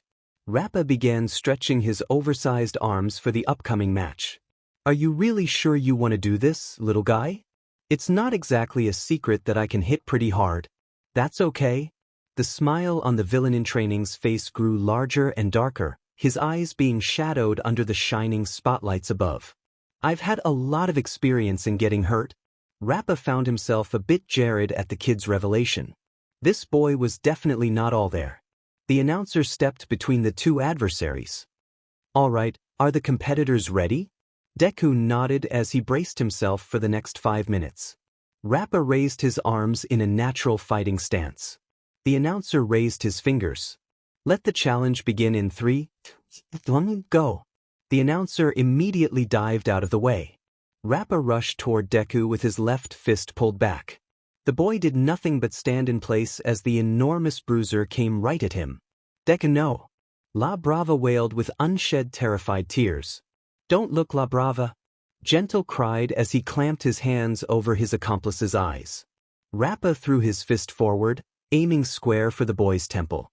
For as long as he'd been a fighter, Rappa had learned how to pull his punches over the years.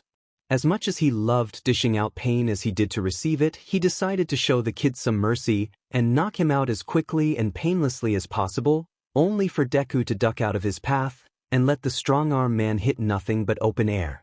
Rappa was caught off guard by the boy's sudden dodge, but then refocused himself and went for another clean hit.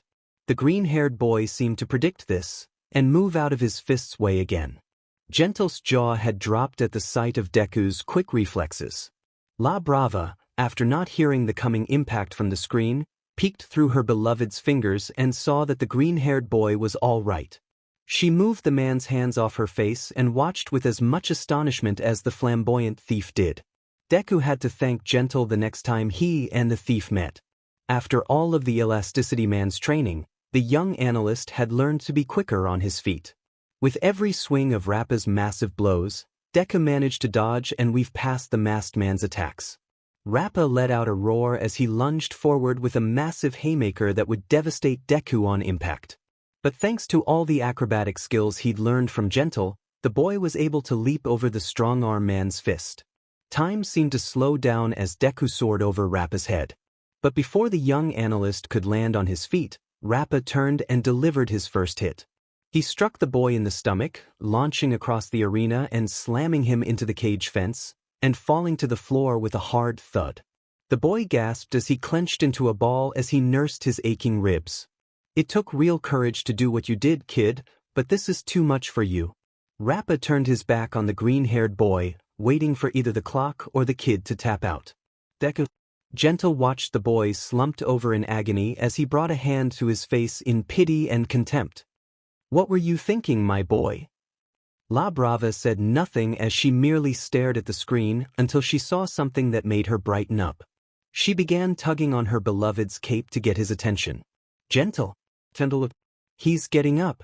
The flamboyant thief snapped his eyes back to the laptop, disbelief thick across his face. What? Rappa kept on walking until he heard the boy's groaning grow louder. He stopped to look back and couldn't believe what he was seeing. Deku struggled to get to his feet, managing to stand back up and give the strong-arm man a valiant smile. What the was all the underground fighter could say. Deku huffed for breath as his grin remained in place. Believe me or not, I've had worse. Rappa was stunned by the boy's questionable words until his vicious grin came back. So, the kid was tougher than he looked.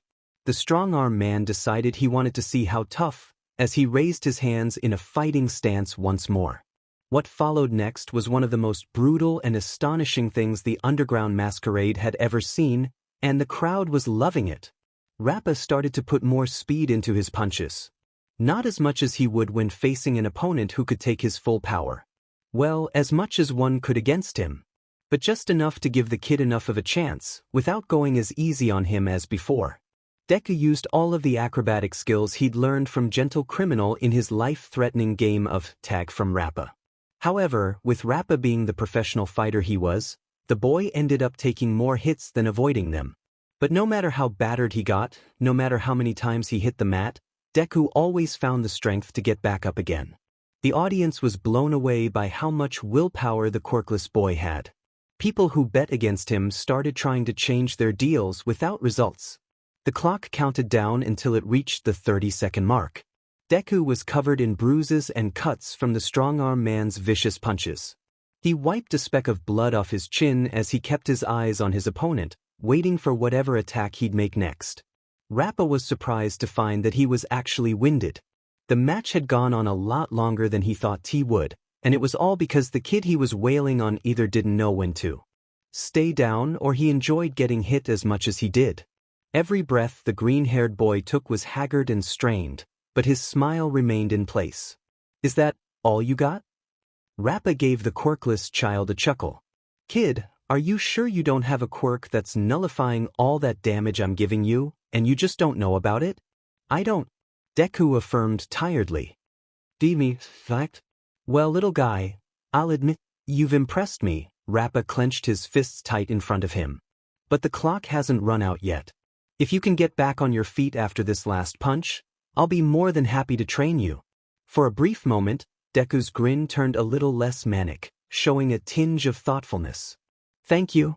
With the final pleasantries out of the way, Rappa moved in for his final attack. For the first time since the match started, the strong-arm man used his quirk.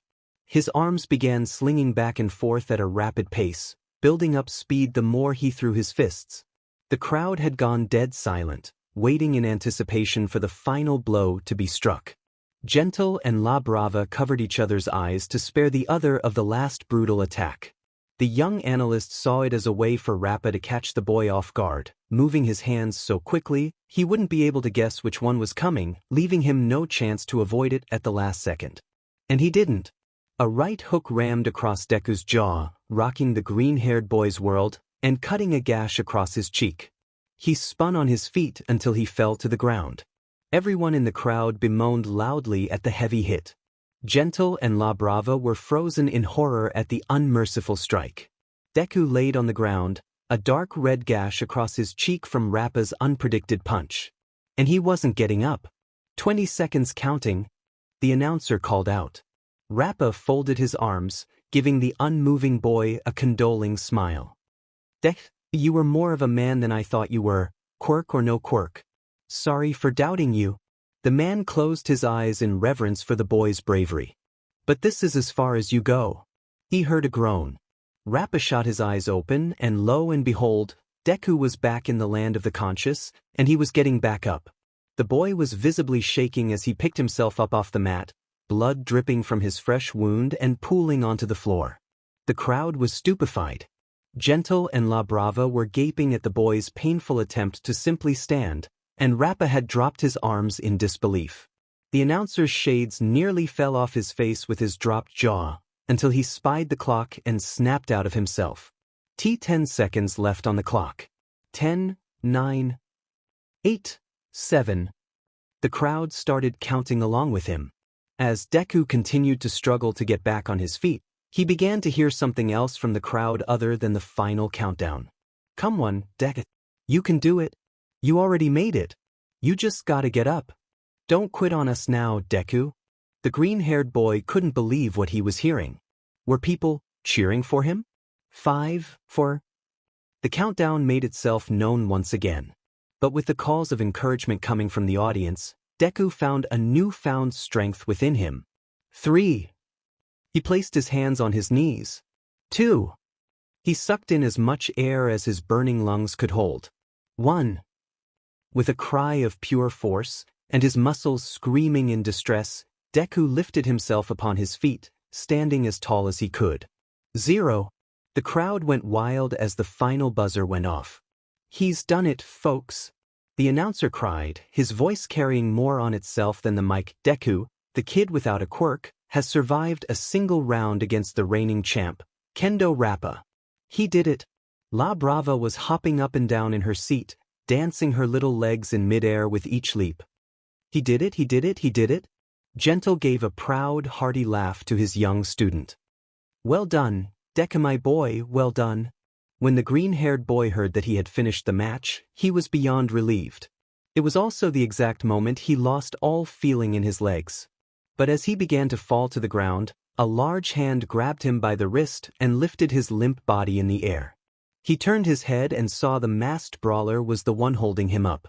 Rappa lifted the boy even higher, causing the crowd to erupt even louder, and began to cheer his name. The green-haired boy looked out at the audience. He never thought anyone would ever cheer for him in his entire life. They all knew he was quirkless, but they didn't care, not anymore. A warm feeling spread inside Deku's chest. His swollen eyes stung with tears threatening to fall, but before he could break down, Rappa lifted him onto his shoulder. "A deal's a deal, tough guy," the strong-arm man corrected himself. "I'll teach you everything I know."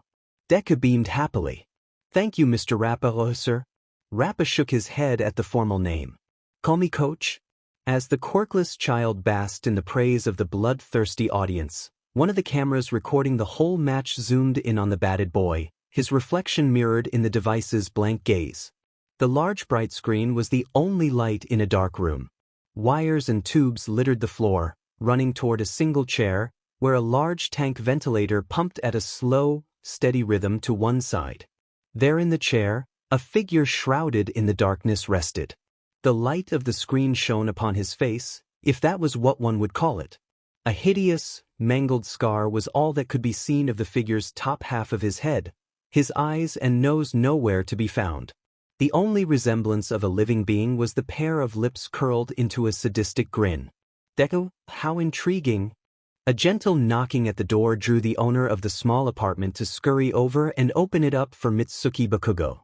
"Hey Inko, I got your message. How are you doing?" "Oh, I'm fine, I'm fine." That was a lie. Mitsuki knew that for a fact. The sight of Inko Midoriya was enough to tell how she was doing. Ragged and tired. Bags under eyes. Hair a tousled mess. She'd even put on a few more pounds. It was too clear to her that Inko was not fine, but Mitsuki kept her friendly smile up for the sake of her old friend. "I got your message. Is everything okay?" the glycerin woman inquired, cautiously keeping her oblivious act up. "Oh, that. I was just hoping you could come by and have dinner with me, that's all." Another lie. Mitsuki made her way inside the stout woman's home and spotted what Inko had made for dinner, laid out on the dining table. Katsudon. Izuku's favorite. Mitsuki quickly learned that whenever Inko made that specific dish, it meant that the day had been rough on her. Though every passing day where Izuku never came home was rough for the distraught mother, the katsudon would be a clear sign that the day had been particularly horrible. "Oh, Katuston. Well, I suppose I could stick around for a while." The bomb boy's mother's mask nearly cracked at the sight of deep-fried pork and rice. The two mothers took a seat each at either end of the small table and began to dig in. The tension was so thick in the air, you could cut it with a chainsaw. The two women took small bites of their food as if eating too much would set off some invisible bomb they were somehow aware of. Inko would stare into her dish with a distant look in her eyes, looking up from time to time to see her friend eating as slowly as she was. For the sake of appearances, Mitsuki would shoot the green-haired woman a quick smile before taking another bite, with Inko giving a weaker one back before returning to her dinner. The silent eating went on for another 5 minutes. Inko closed her eyes and set her chopsticks down to one side, a resolute frown on her face. "I talked with Hisashi today?" Mitsuki stopped mid-bite. "Oh no." The levitation woman's face scrunched up in emotional pain as tears began to fall from her eyes. He said it was my fault. It's my fault I lost him. It's my fault he's gone. The glycerin woman slammed her chopsticks down on the table, letting her anger boil over. That stuck-up, yellow-bellied, son of a dash. But he's right. Inko interrupted. It is my fault. No. Mitsuki shot out of her seat and rushed to her friend's side. Inko, no. It is not. Fault. Yes, it is. The distraught mother wailed back. He was 4 years old when he was told he wasn't quirkless. That he wasn't like everyone else. Inko ranted as she gripped her hair in exasperation. When we got home, he rushed right to the computer and kept on watching his favorite clip of All Might for the rest of the day. He looked me in the eye, tears running down his face, and asked me, begged me, if there was any chance he could be a hero without a quirk. And what did I say? What did I say? Inko. Mitsuki tried to break her friend out of her self-inflicting rant. I'm sorry. The plump woman blubbered. That's all I could say. I drove him away. I gave up on him. I didn't believe in him. You didn't give up on him. The glycerin woman objected. You were trying to protect him. He could have gotten hurt if he tried to be a hero. But I should have just let him try. Inko argued back. My boy, the world's first quirkless hero. Wouldn't that have been something? But I ruined it. I broke him. All Mitsuki could do was hold onto the mother who lost her child, letting her cry her soul out. They both completely forgot about their plates of katsudon, until they had gone cold. The quirkless boy woke up with a start. He looked to his digital clock, which read 9:41 on the front. He immediately sat up in a frenzy. Oh shoot! I'm gonna be late.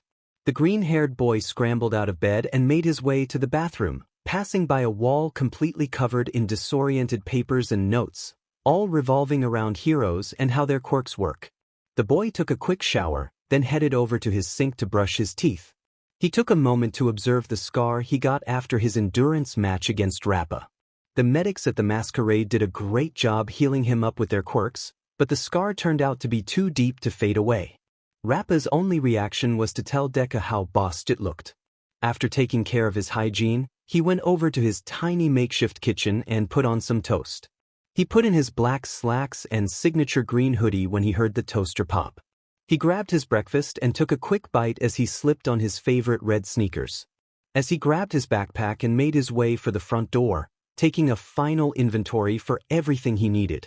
Satisfied, he made his way out the front door, passing a side table on his way out. A small framed picture sat on top of the table's surface.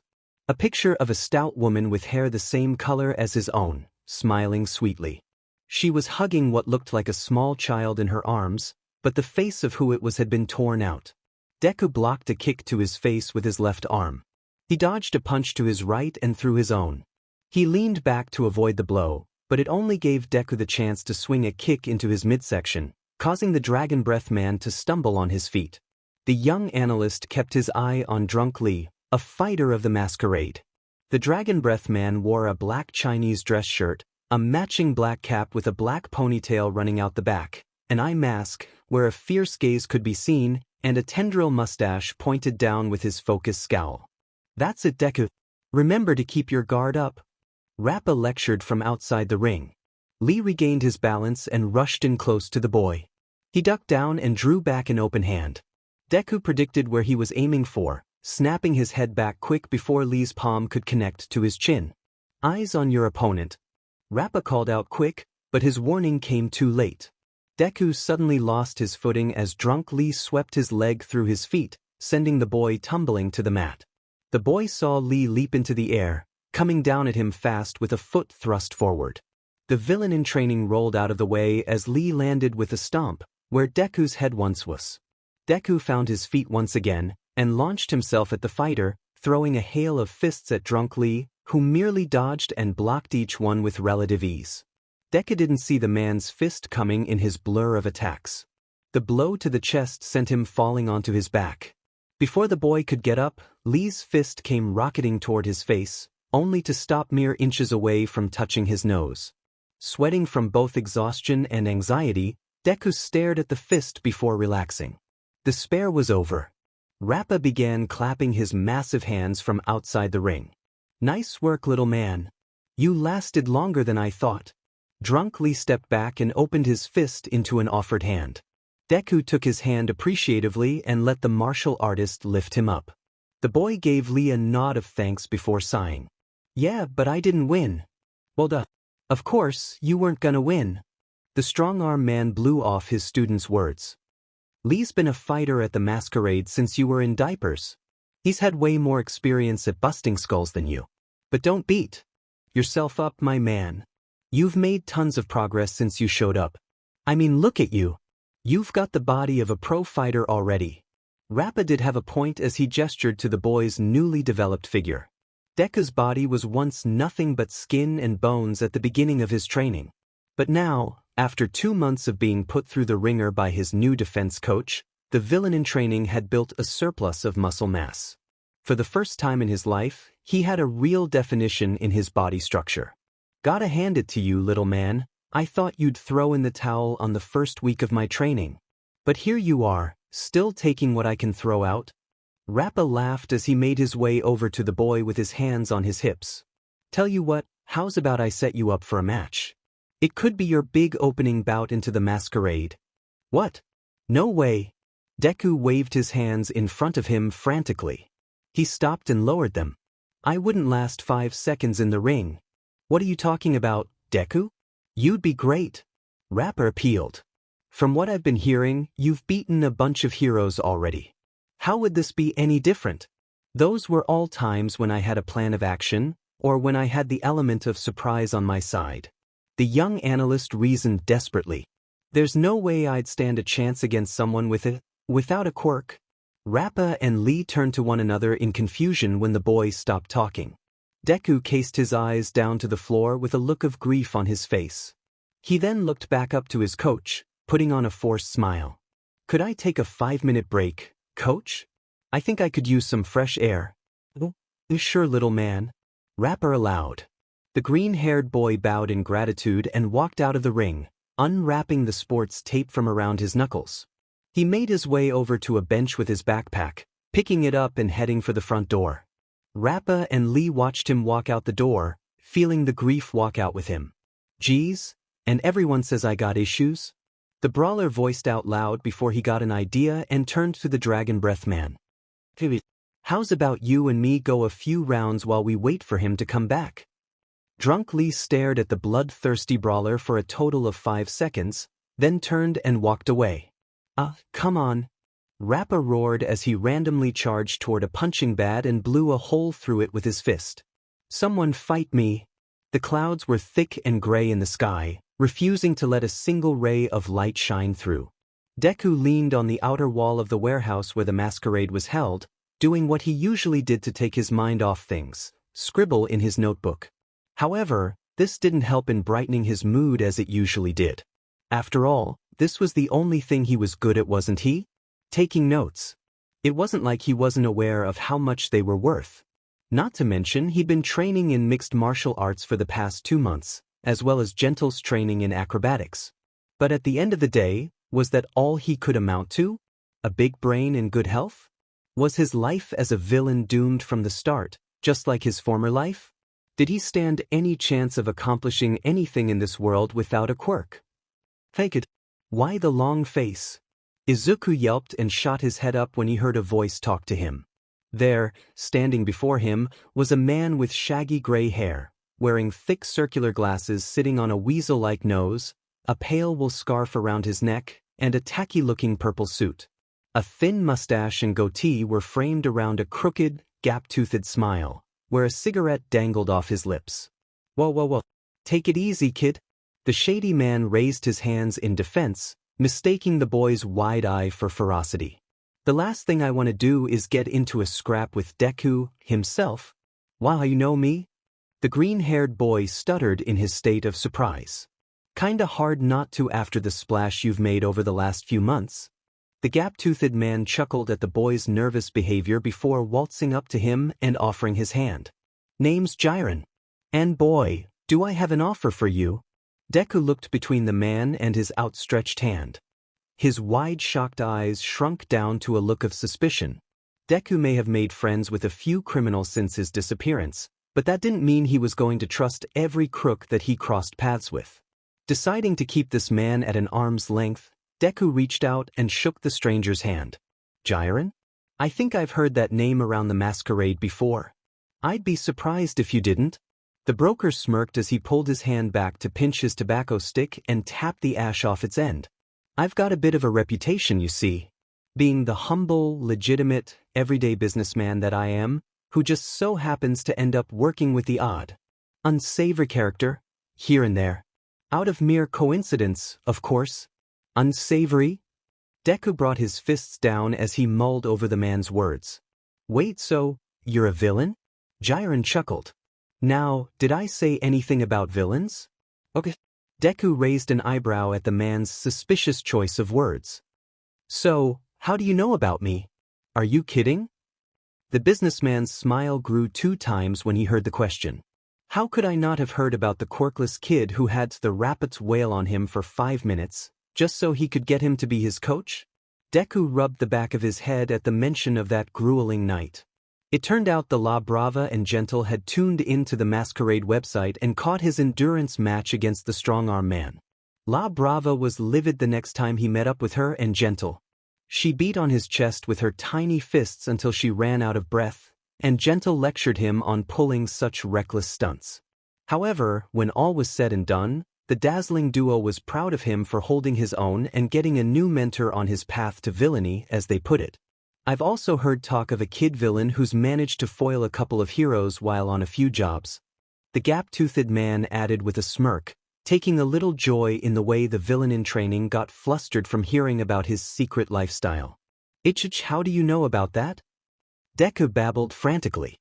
One thing you tend to pick up in this life, kid, is the ability to put 2 and 2 together, Jiren explained as he let the fumes of his fag waft lazily into the open air. For example, folks say that he wears a green hoodie, and I aim to guess you wear that thing everywhere. Deku was once again frozen in shock at how easily he got found out. He brought his hands to his face in an attempt to hide his shame. Jiren chuckled at the boy's reaction as he dropped his used-up tobacco stick and stomped it out on the ground. The young analyst brought himself out of his mortification to look back at the shady businessman. Excuse me, Mr. Jiren? Please, just Jiren. The broker waved off nonchalantly. Jiren. The boy corrected. Pardon me for asking, but what is it you want from me exactly? The tobacco stick in Jiren's mouth dipped down as he frowned at the boy's depressed demeanor. Oh, I don't anything from you, kid. It's what I can do for you. And what's that? Deku inquired, his embarrassment brushed aside by his suspicions of the man before him. Jiren smirked as he fished out another cigarette and lit it up. He took a long drag before blowing a straight line of smoke from his missing tooth. I can help you go from being a small-time crook to full-fledged pro-villain. The green-haired boy found himself a little intrigued by what the shady businessman was saying. A pro-villain? Jiren grinned until a raindrop came out of nowhere and landed right on the end of his cigarette, snuffing it out in an instant. The two looked up to see the dark clouds above beginning to drizzle, intending on pouring down in a matter of moments. Jiren looked back at the boy and put on his most winning smile. How about a drink? The green-haired boy and businessman made their way to a quaint little cafe on the edge of town the man knew of. Jiren sat at one end of one of the booths, while Deku drummed his fingers anxiously at the other. Soon enough, a waitress came over, pulling out a notepad and pencil from her hip. What can I get you? I'll have a coffee. Black. The gap-toothed man grinned charmingly. The waitress jotted his order down before looking over to the green-haired boy, perking up a little at his nervous-looking face. And how about you, cutie? Huh? Deku blanched at the sudden compliment. Oh, you? I don't drink sea coffee. That's okay, sweetie pie. 1 coffee, and 1 hot cocoa coming up. The waitress giggled as she took his order and walked away. Jiren watched the waitress go, enjoying the view before turning back to his latest client. Anyone ever told you you're way too innocent to be a villain? Deku gave a timid chuckle as he scratched the back of his head until he realized what they were here for, turning more serious with a clearing of his throat. So, Jiren, what do you mean when you say I could be a pro-villain? It's like I said, kid. I think you got what it takes to be a big name in the villain world. Jiren clarified as he took out a fresh tobacco stick and lit it up, blowing a stream of smoke out of his missing tooth. I can connect you to some associations I'm familiar with, who could use a little assistance in their ventures, whenever a hero should show up. Deku was perplexed by the gap-toothed man's explanation. Wait, so, are you saying that I work with different villain gangs and use what I know about quirks in case a hero tries to stop us? Like, a freelance villain? Exactly, a freelance villain. Jiren cheered. I couldn't have put it better myself. You help gangs with any hero trouble they come across, and get a cut of the dealings for playing your part, as well as a well-earned sum on the side, for yours truly. Deku chuckled a little at that. Sounds like you've done this before? Jiren grinned.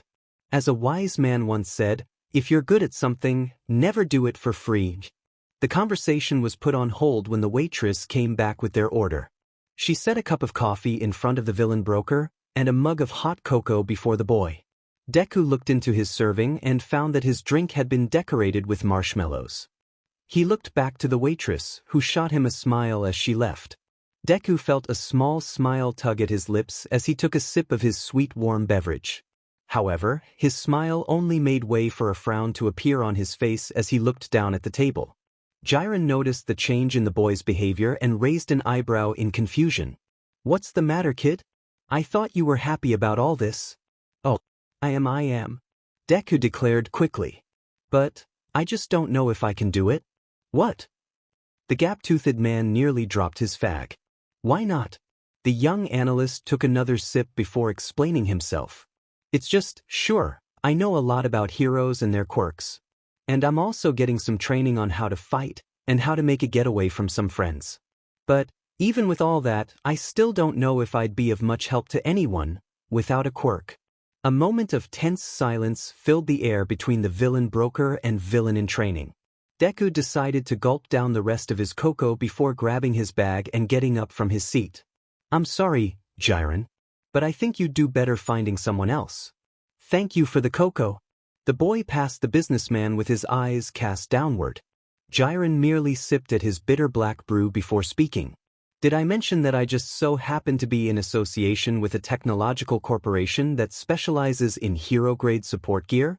The squeak of shoes against the floor told Jiren that Deku had stopped in his tracks the moment he heard that, without having to turn back.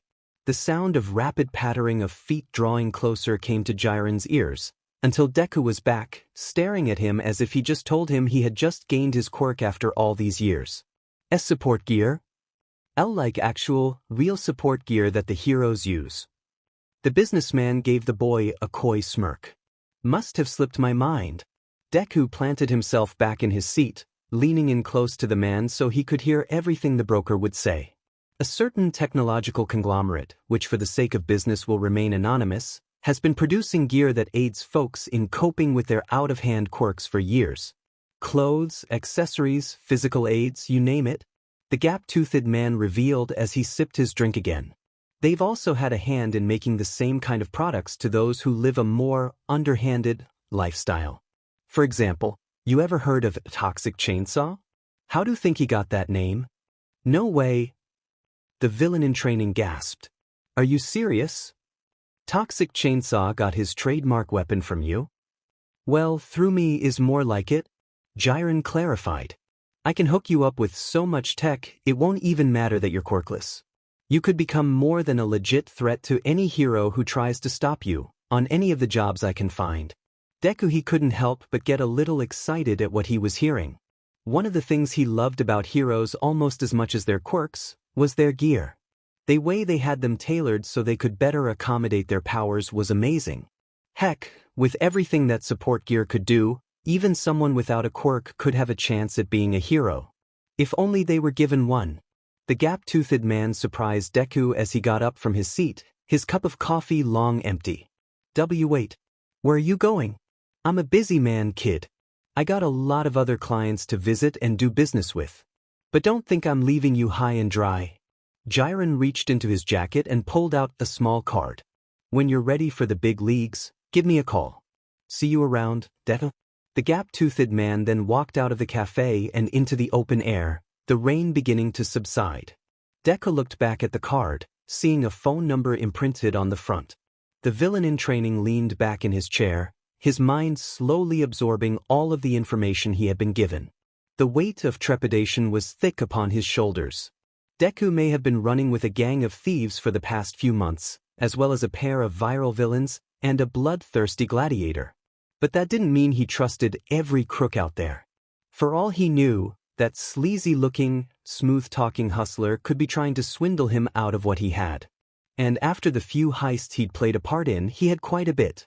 But then again, there was the small, slim, 1 out of 99% chance that the villain broker was telling the truth. That he could really help set the quirkless child up as a career criminal, as well as get him the equipment that can make him an equal to any quirk wielder. Maybe more so. Was he willing to let a chance like this slip through his fingers? He was never given a chance to prove what he was capable of before, until now. Deku opened up his backpack and rummaged inside until he found his notebook. He opened it up to a page he hadn't looked at in the last 4 months. It was an illustration of what he hoped to have been his hero costume. A green jumpsuit to match his hair, an overhead mask that had a toothy smile pattern over the mouth, and 2 long streaks of cloth hair. He didn't really think much about it at the time. But the whole thing was supposed to resemble a hero he looked up to his entire life, until he met him and told him to give up. All Deku wanted was someone to believe in him, but he never found that someone in the society of hero and quirk worship. But here, in the underground, he'd found more people who supported him than ever before. Before he could make any kind of decision, there was one important thing that Deku had to do. So, he left his card and then walked away. I gotta be honest with you, I'm kind of thinking about it. But I don't want to go behind your backs. You were the first ones who gave me a chance, and who actually believed in me. I don't want to betray you guys or anything, but this could be my one chance to be more than just a quirkless know-it-all. And I'd still be with you guys. We'd still go on jobs together and dash. Deku stopped when a hand was gently placed on his shoulder. He looked up into the face of Spectre, a crook wearing a gray suit jacket and a red button-up shirt. The man gave the boy an encouraging grin. Go for it. It really? The green-haired boy blanched. Kid, we're just a bunch of petty, small-time crooks, Spectre went on as the rest of the gang stood by, beaming with pride at their little strategist. If any one of us has what it takes to make it big, it's you. I don't know what to say. Deku shook his head in disbelief of what he was hearing, a small smile appearing on his face. Don't say anything, Lockjaw. A man with an enormous overbite and a yellow bandana on his head spoke up next. Just call up Jiren and take his offer.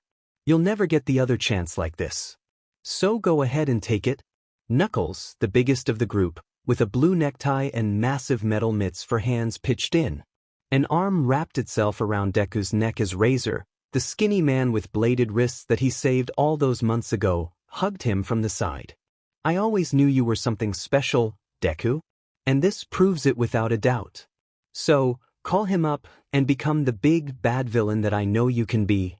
The quirkless child felt tears start to prickle in his eyes. He wiped them away on his sleeve before speaking, his voice starting to crack. If you guys ever need me, I'll always be here. Don't you dare leave me out on a heist. The 4 crooks began to tear up themselves as they all rushed the boy and gave him a bone-crushing group hug. Little bro. For the next half hour, Deku and the gang of thieves he called his friends wept warm, brotherly tears as the sun began to set. After the flood of emotions among the gang, Deku decided to head home.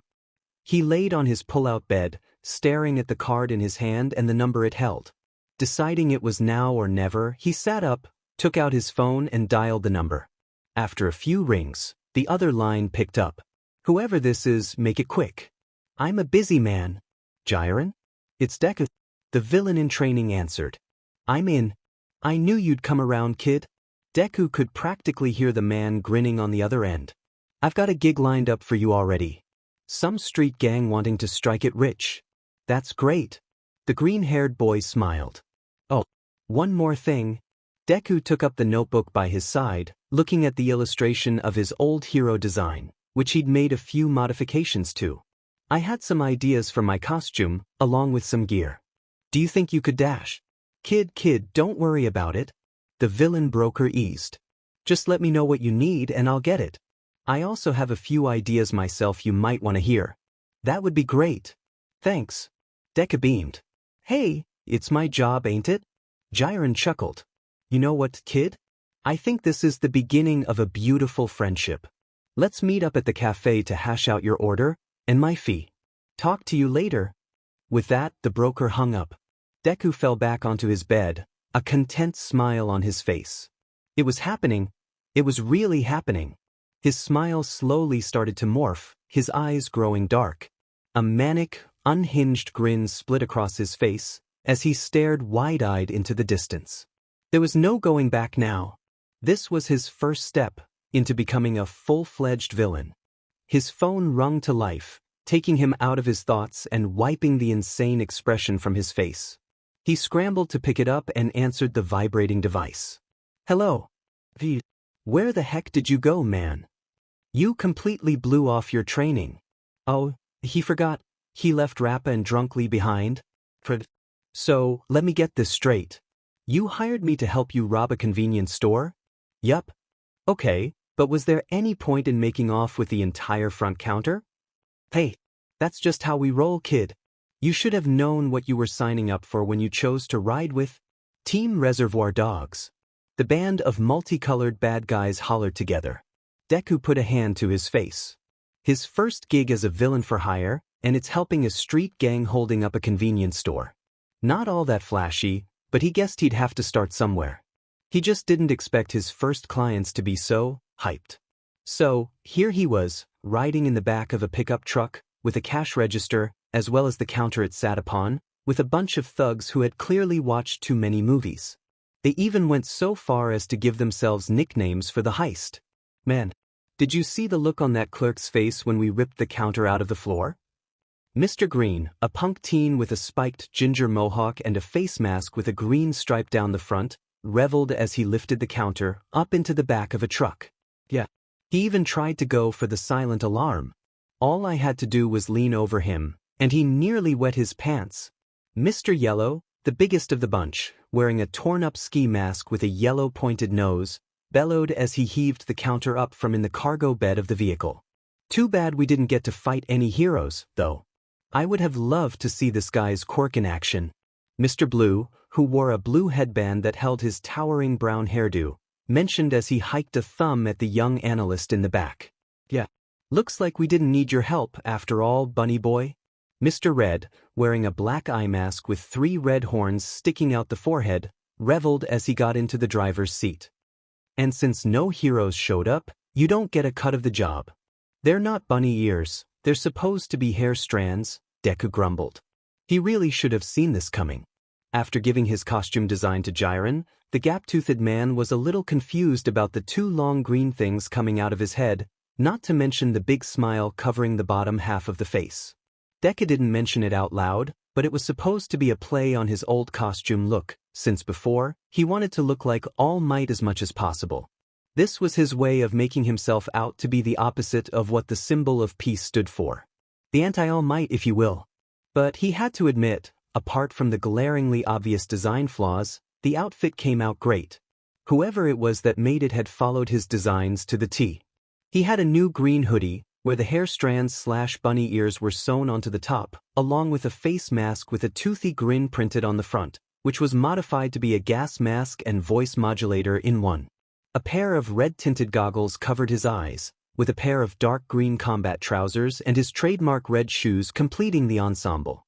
All in all, Deku thought he looked pretty cool in his new villain threads. Unfortunately, no one else did. Jiren was one thing, but he thought that Gentle and La Brava would at least had something positive to say about his new look. However, all it did was cause the flamboyant thief to feel insulted that the villain in training didn't ask him to make an outfit for him. It got even more awkward when the elasticity man took out a measuring tape and tried to take his measurements on the spot.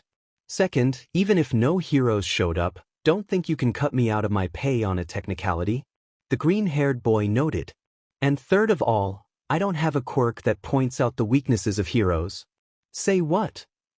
Mr. Red took his eyes off the road to look back at the young analyst, a raised eyebrow under his face mask. Then what is your quirk? Deku sighed. Jiren gave him the friendly advice of not telling his clients about his little problem. That it could drive away his customers, as well as his chance of becoming a top-ranked villain before he could even start.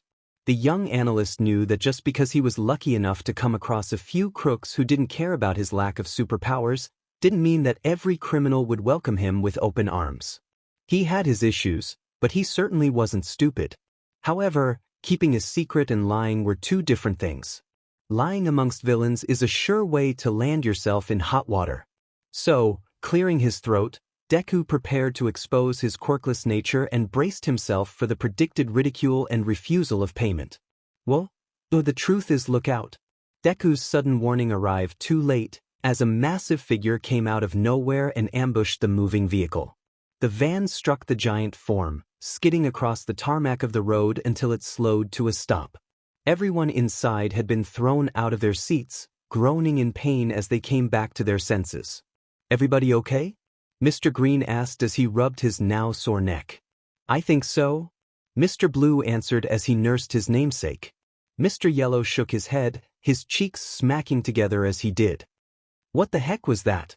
Mr. Red lifted his head from the steering wheel. He blinked a few times to get his bearings back, but then immediately wished he didn't. Guys? Problem? What is it? Mr. Blue turned to the front of the truck to see what, or more exactly, who it was, that they ended up crashing into. Oh crud. Mr. Yellow raised a trembling finger at the muscle-bound build before them. Is that who I think it is? It's Mr. Green was too terrified to get his words out, but Deku, with wide fear-filled eyes, was able to answer for him. Death Arms? The heavy-lifting hero smirked. He had taken the brunt of the truck's collision in stride, appearing to have suffered zero damage. Wearing a blue, unbuttoned muscle shirt, with his trademark yellow and black headband and wrist guards, he grabbed the battered truck by both sides and lifted it off the ground. Deku and the team tumbled over one another as the heavy-lifting hero hoisted them into the air. And here I thought I was gonna miss my workout today. Death Arms then threw the truck across the street. The truck landed on its wheels, but the momentum of the heavy-lifting hero's toss kept it in an out-of-control spin. The gang screamed for their lives as the truck collided with an oncoming lamppost. Mr. Red got a faceful of the airbag when the truck made its sudden stop. He lay forward on the steering wheel, putting pressure on the horn as it let out an unending honk. He awoke from his sudden concussion, only to see Death Arms coming their way, cracking his knuckles with sadistic glee. We're done for. The leader paled at the sight of the enclosing hero. We're done for. It's all over. We're going to jail. We're going to the emergency room first. Mr. Blue grimaced. Death Arms is famous for pounding on villains for the heck of it. We'll be lucky to even survive this. What are you waiting for, kid? Get out there and do your job. Mr. Green shoved the oversized crook toward the back doors. Deku spluttered as he came out of his fit of shock. You're supposed to be some kind of hero expert. Go take care of him already. Mr. Yellow demanded desperately. Deku's world began to spiral. The noise of the frantic gang started to become inaudible mumbles in his ears. He felt his intake of breath hasten, coming close to hyperventilating. His eyes and lips quivering as his mind brought him back to a painful memory from what was no doubt the worst day of his entire life. The defeat of the sludge villain that tried to take his life earlier that day. The loss of adrenaline after running in to save his former friend. And the feeling of two meaty hands grabbing him by the shoulders and being forced to look into the face of an angered Death Arms. What were you thinking, kid? You could have gotten yourself killed. Leave the heroics to the real heroes. The quirkless child relived the painful memory over and over again for what felt like an eternity. His mind began to swarm with a million thoughts all at once. He barely came to his senses as the dogs kept barking at him in a panic. Soon enough, the trauma of seeing the heavy-lifting hero completely overtook him, and the green-haired boy froze. What was he doing? Robbing stores and running with criminals? Wanting to become a pro-villain? Was he out of his mind? He'd run away from home. He abandoned his school life. He threw his life away to become He didn't even know what he was now. And what did these guys want him to do? Fight Death Arms? It was Death Arms. They might as well have been telling him to take on All Might. As the fear and dread overwhelmed him, Izuku started to climb out of the truck in a state of numbness. The rest of the team watched him approach the hero, thinking that he was going to do what they hired him for. Izuku stepped up to the looming hero, who looked down on him more than just because of his enormous height. "Go for it, bunny boy." Mr. Red cheered from the window. "Take that oversized muscle head down." Death Arms scoffed. "Bunny boy? Really? Is that your villain name?" Izuku struggled to find his voice. He refused to look the heavy-lifting hero in the eye, keeping his gaze on the asphalt beneath his feet. Death Arms reached down and took one of the strands of cloth of his hood in his oversized finger and thumb, lifting it straight to get a good look. He smirked condescendingly. "What are these supposed to be? Your little bunny ears? They're not ears." Izuku fumbled on his words. "It's supposed to be hair." Death Arms' bellow of laughter hit Izuku like a slap in the face. "You're one weird kid, you know that? Then again, all you villains are just a bunch of crazy losers who couldn't make it in the real world." Izuku had to agree. He was crazy. Crazy enough to think he could stand any sort of chance against heroes like him. No matter how much training he had, or the gear he was armed with, it wouldn't matter in the slightest. The world had made its choice about Izuku Midoriya, and no matter how much he struggled, he would always play the part he was given. The loser, the victim, the nothing. The Deku. "I like to turn myself in, Mr. Death Arms." Izuku raised his arms for an imaginary pair of cuffs to be put on him. "IWW't resist." "What the heck are you doing, bunnyhead?" Mr. Green yelled in outrage, half tempted to get out of the truck and smack the boy one. "Snap out of it. You're supposed to beat heroes, aren't you?" Death Arms hooted in humor at that. "That's rich." He then reached his hand down to take hold of the boy in his massive mitt. "Like some scrawny little pipsqueak like you could take on a hero like me?" Izuku wasn't paying attention anymore. He was thinking about how heartbroken his mother was going to be when she found out what he'd been up to. Kacchan was going to have a field day with him once he got back to school, if he didn't wind up in jail first. Izuku looked back up at the hero, who was taking his sweet time in taking him in. But it was then that Deku realized something about the heavy-lifting hero. He was moving slow, really slow. So slow that it was all too easy for him to step out of his way. "What the?"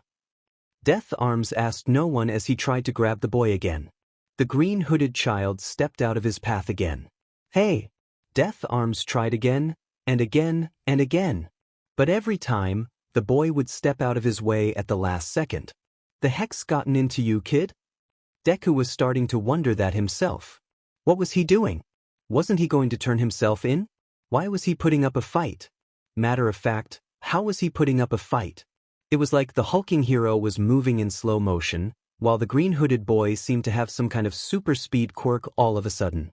As he dodged Death Arms's meaty fingers once again, something he heard from Gentle suddenly came to mind that explained everything. "Deku, my boy, have you started to realize that while on one of our jaunts, you've begun to map out your path's trajectory while on the run? Splendid. That means that your mind is catching up to your body. Everything seems to slow down while you map out your next move before you make it. Be sure to keep up this mindset, my boy. It is a prize tool to have at a thief's disposal." A smile formed underneath Deku's mask. All of the training he'd received over the last few months had come to his aid. He was actually giving Death Arms a hard time. He never thought this would be possible. Maybe he still had a chance? He was brought back to the matter at hand when Death Arms gave a guttural roar and threw a closed fist toward him. Deku somersaulted out of its path, letting Death Arms strike the ground where he was once standing. Deku landed on his feet. He took in his surroundings quickly and spotted an alleyway. He turned his attention back to Team Reservoir Dogs, who were all agape at the performance the green-haired boy was pulling off. "You guys get out of here. I'll handle this." With that final order, Deku took off down the alley with enough speed to impress Ingenium. Death Arms snapped his head between the frozen dogs and the retreating Deku. Wounded pride won over his better judgment as he went after the villain in training. "Get back here, you little punk!" Team Reservoir Dogs was still stunned in place until Mr. Green snapped out of it and smacked Mr. Red upside his head. "What are you waiting for, man? Move it." "Alright." Mr. Red caught himself and started the engine, which miraculously came to life with a deafening rev. The leader of the pack turned to the rest of the gang. He put the pedal to the metal and sped down the road to where the alleyway would exit out. Deku panted as he kept running for his life. He chanced a look behind him, and as he expected, Death Arms was still on his tail, charging after him like a mad bull. While Deku hopped and skipped over any stray garbage bins and dumpsters in his way, Death Arms bulldozed through all obstacles in his way. Soon enough, Deku came out the other end of the alley. He raised a hand to his face as the sun hit him in the eyes. Once he adjusted to the light, he took in his new surroundings. Across the street was an empty construction site, with a towering construct of girders sealed together. The thundering of Death Arms' stampede made itself known to the boy, growing louder as the hero drew closer.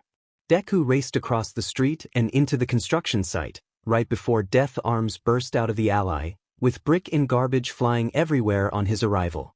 The heavy-lifting hero spotted Deku heading to the site and gave no second thought as he chased after him. The fact that a scrawny little string bean made a fool of him was not sitting well with the heavy-lifting hero. No one made a fool out of Death Arms, and this kid was going to learn that the hard way. As Death Arms charged into the building site, Team Reservoir Dogs pulled up outside, catching the heavy-lifting hero still after the green-hooded kid they'd hired.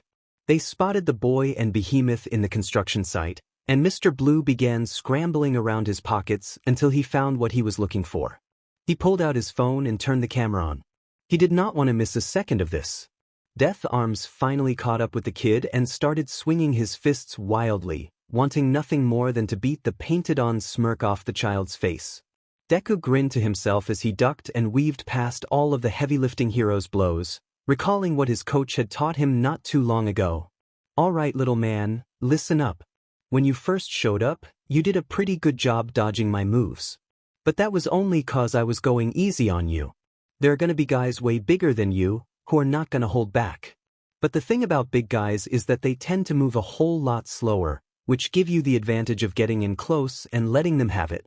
Deku still had bruises from that day, but the lesson was well and truly beaten into him, and it was coming in pretty handy right now.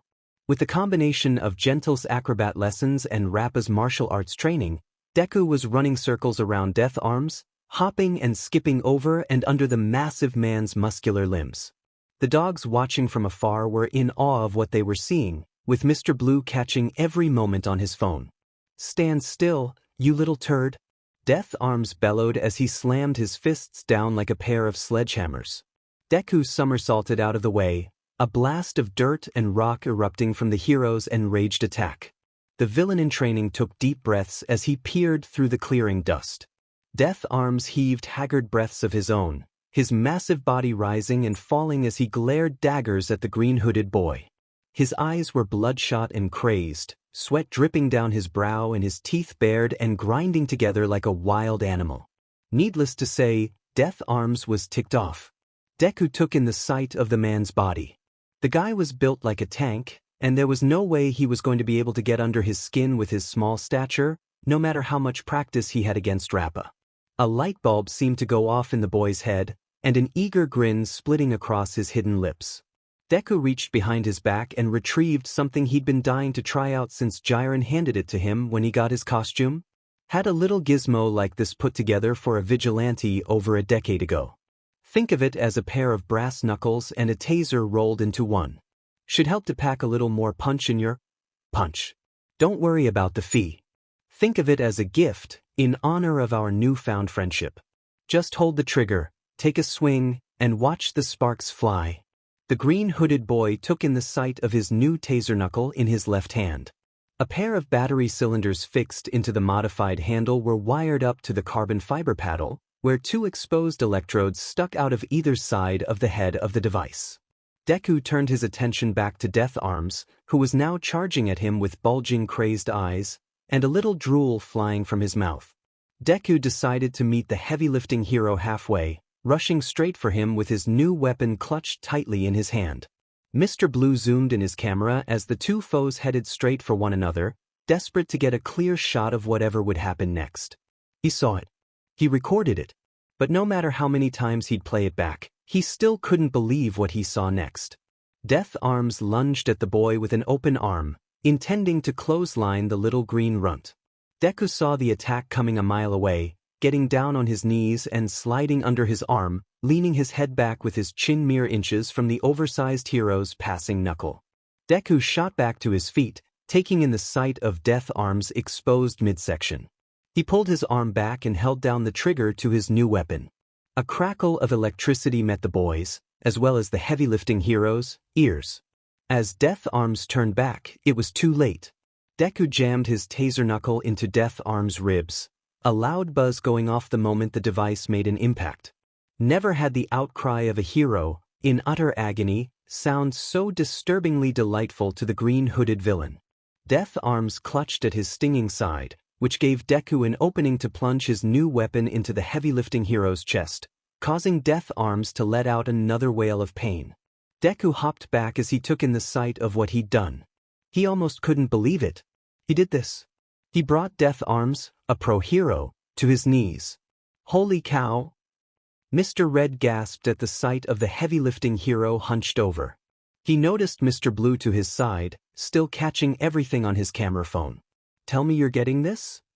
I'm getting it, I'm getting it, Mr. Blue affirmed as he kept the bunny boy and Death Arms in his shot. The heavy-lifting hero turned back to see the team watching him from afar, one of them recording his most humiliating moment of hero work on his phone. Shame overcame the hero like a wave until he looked back at the boy who made a fool of him since the start. Shame and embarrassment turned to blind, burning fury. Death Arms rose to his feet, his enormous stature blocking out the sun and casting a looming shadow over the young villain. Yet for some reason, Deku could feel nothing but elation.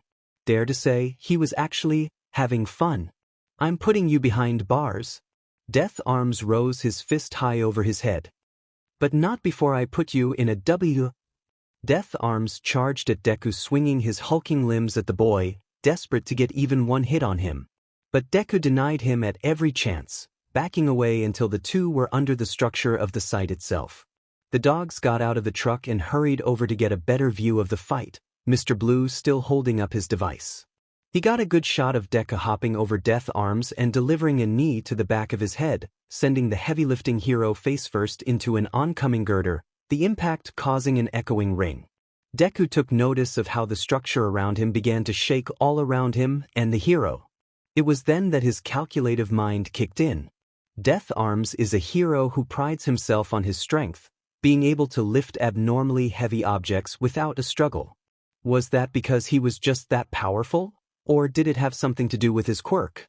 Deku decided to investigate. He reached up to his mask and turned a small knob, which raised the volume of his modulator. What's the matter, Death Arms? Having trouble keeping up? Maybe you shouldn't have skipped leg day. The heavy-lifting hero's response was to snarl and lunge at the boy, who all too easily ducked and rolled out of his way. In Death Arms' blind rage, he had knocked a girder supporting the building frame around them. Deku led Death Arms around the area, tricking him into smashing more of the structure's legs, with Death Arms too furious to notice. I'm gonna rip those bunny ears right off your head. Death Arms threw one more punch toward the slippery rabbit boy. One more punch that Deku easily avoided at the last second. One more punch that collided with the fragile structure over the heavy-lifting hero's head. One more punch to start bringing the place down. Death Arms finally stopped seeing red long. Enough to notice the construct of metal beams starting to creak and groan. The structure of girders started to wane on itself, until one by one, the formation started to crumble. Death Arms was in the dead center of the construction, as a pile of girders fell right on top of him. But thanks to his signature super strength, Death Arms was able to hold up the load. However, more beams kept raining down on him as the structure around him continued to collapse. Death Arms groaned under the pressure, wincing as he once again fell to his knees. It was at that moment when the one who he had been trying to pulverize appeared before him. Death Arms looked up into the concealed eyes of Deku. Even though his face was hidden, the heavy-lifting hero could feel the smirk spread across the boy's face.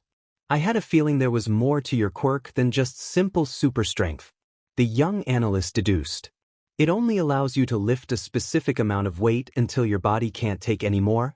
Death Arms's anger started to rise once more, giving him a small boost of empowerment as he attempted to lift himself with the weight on his shoulders. Little. How much weight does your quirk allow you to handle, I wonder? 2 tons? 4 tons? The green-hooded boy tilted his head to one side as he investigated the mass of stacked metal the hero was holding up. By my estimate, that has to be about 6 to 7 tons of weight, give or take. When I get out of this, I'm gonna. Death Arm's threat died in his throat when the green-hooded villain produced a single pen from his pocket. From the look in the kid's eye from behind his goggles, Death Arms had a nasty idea of what he intended on doing with it. And now hold on a second, kid. You don't have to do this. W can work something out. I can get you time off your sentence. How does that sound? Deku tapped the pen against his bottom lip in mock thought, the red plastic reflecting in the sunlight with a deadly red glint. Did I just hear that right? The great and powerful Death Arms bargaining with a lowly villain like myself? Just when you thought you've heard it all? The green-hooded boy stepped up to the trapped do-gooder, leaning in close until the two were face to face. I think the pressure's starting to get to you, Death Arms. Seemed it. You don't want to do this. You don't want to be a hero killer. The heavy-lifting hero's reasoning was to sound more like begging to the green-hooded villain. Oh, don't be such a baby. Deku waved off. This much weight won't be enough to kill you, but I doubt you'll be doing any hero work for the next few months. Death Arms had this kid all wrong. He wasn't crazy, he was out of his freaking mind. You know, if you can't even take down a bunch of small-time crooks like us? The quirkless child motioned to himself and the dogs watching from afar. Then maybe you don't have what it takes for this job after all? The heavy-lifting hero's fear morphed into terror when the boy took off his mask and goggles, revealing an expression of pure, unrestrained malice and madness. Maybe you should leave the heroics to the real heroes? Deku placed his pen on Death Arms's load. Nuadash. The hero's outcry was drowned out by the collapsing clutter of iron beams finally getting the better of him. Dust and debris filled the area, making the dogs shield their eyes. When the noise died down and the dust began to clear, the team looked back to see an unimaginable sight. There stood the green-hooded villain, standing tall in front of a pile of destroyed construction. Beneath the mess of metal was the heavy-lifting hero, Death Arms. His eyes were rolled to the back of his head. His face was stuck in a silent scream. A sliver of saliva leaked from his gaping jaw, where a few missing teeth could be seen. The boy stood before the defeated hero for a little while longer, until he finally decided to walk away. He left behind the battered and beaten hero, who when it mattered most, stood by and did nothing when he ran out and did his job for him. If your job is to help people, then shut up and help them. No one heard the words the quirkless child whispered into the wind. Deku walked out of the demolished construction site and up to the still gaping Team Reservoir dogs. The team turned to the boy. They were dead silent as Mr. Blue lowered his phone and shut it off with a beep. Then the dogs all erupted into cheers and howls of ecstatic awe. Guys? Guys? Deku's voice was drowned out by the team's hollering until he turned up his modulator. Guys? Team Reservoir dogs froze at the booming voice. They all turned to the child villain who took down Death Arms. I think we should get going? Deku suggested as the sound of police sirens could be heard in the distance. Oh, right. Mr. Red was the first to grasp the situation. Alright guys, do as the kid says. Team Reservoir dogs, move out. The team scrambled into the truck, with Mr. Green and Yellow helping Deku up. Mr. Red floored the gas pedal, with the truck screeching into movement as they raced off from the scene long before the authorities showed up. Holy cow, kid. That was amazing. Mr. Red slapped the steering wheel in astonishment. You took down Death Arms. The Death Arms? How can you move around so fast? I almost couldn't keep track of you. Mr. Blue praised. Is that your quirk? Super speed or something? Nah man. His quirk's some kind of electric power. Mr. Yellow claimed as he held onto the counter in the back, making sure it didn't fly out from how fast they were going. You're both wrong. That zapping thing was some kind of taser he had on him. His quirk must be superhuman rabbit powers. Mr. Green argued. Why else would he have the ears? Mr. Blue and Yellow nodded their heads at Green's explanation. Yeah, that makes sense. Is that it, kid? You some kind of super rabbit man? Mr. Red called out his question from the driver's seat. He grew confused when he heard nothing back. No, I don't have super bunny powers. The green-haired boy answered bashfully, his former confidence completely gone after the battle. So, how'd you beat Death Arms, kid? Mr. Red probed, desperately wanting to know the boy's secret as much as the rest of his gang. What's your quirk? The green-haired boy struggled to answer, but then recalled what he'd just done. He then realized there was no need for him to feel ashamed of himself anymore. He had the strength to stand alongside the rest of the world, quirkless or not. The quirkless child held his head up high and looked the gang in the eyes without a shred of fear or shame. I don't have a quirk. I'm quirkless. Whatever it was Team Reservoir Dogs was expecting to hear, it certainly wasn't that. Deku looked around at the shocked and awed faces around him, but he didn't care. He didn't need to fear any discrimination from the team or anyone else anymore. Awesome. Mr. Green put a supportive hand on the boy's shoulder. That's awesome. You're quirkless? Really? And you were still able to take down Death Arms? Dang. Mr. Yellow's jaw dropped. Kid, I don't care if you're quirkless or not. Just remind me never to tick you off. Mr. Red laughed as he kept driving. And you are so getting a bonus? Deku was pleasantly surprised by the gang's support. He decided that if anyone he worked for was to ask what his quirk was, he'd tell them the truth no matter what. If they didn't want to work with him because he was quirkless, tough luck. For them, for the first time in his life, before and after he became a villain, he was proud to be quirkless. The boy was so distracted by Team Reservoir Dogs' praise, he failed to notice Mr. Blue pulling his phone back out and logging onto a website called WeTube. La Brava sat at the dining table with a droll look on her face. She had just posted a video of her and her gentle committing the dastardly act of jaywalking in a public area. But once again, the world had no interest in their misdeeds, as the view count remained at an insulting 0. So, she decided to pass some time by scrolling through any videos she could find on the web. Her beloved approached her and laid down a steaming cup of tea by her side. Giving the man a loving smile, she took a sip as she scrolled down a few pages, then spat it back out again when she saw what popped up next. Gentle. You gotta come see this. What is it, my dear? The flamboyant thief shot over to the frantic girl, looking at where the pigtailed hacker was pointing. It was a video entitled Quirkless Villain Dunks on Death Arms. The dazzling duo looked to one another in matching curiosity before the girl clicked on the video. They were beyond astonished as the video portrayed their dear friend Deku, dancing circles around the heavy-lifting hero himself, striking him with some kind of electric device, then leaving him to be buried in a ton of construction site debris.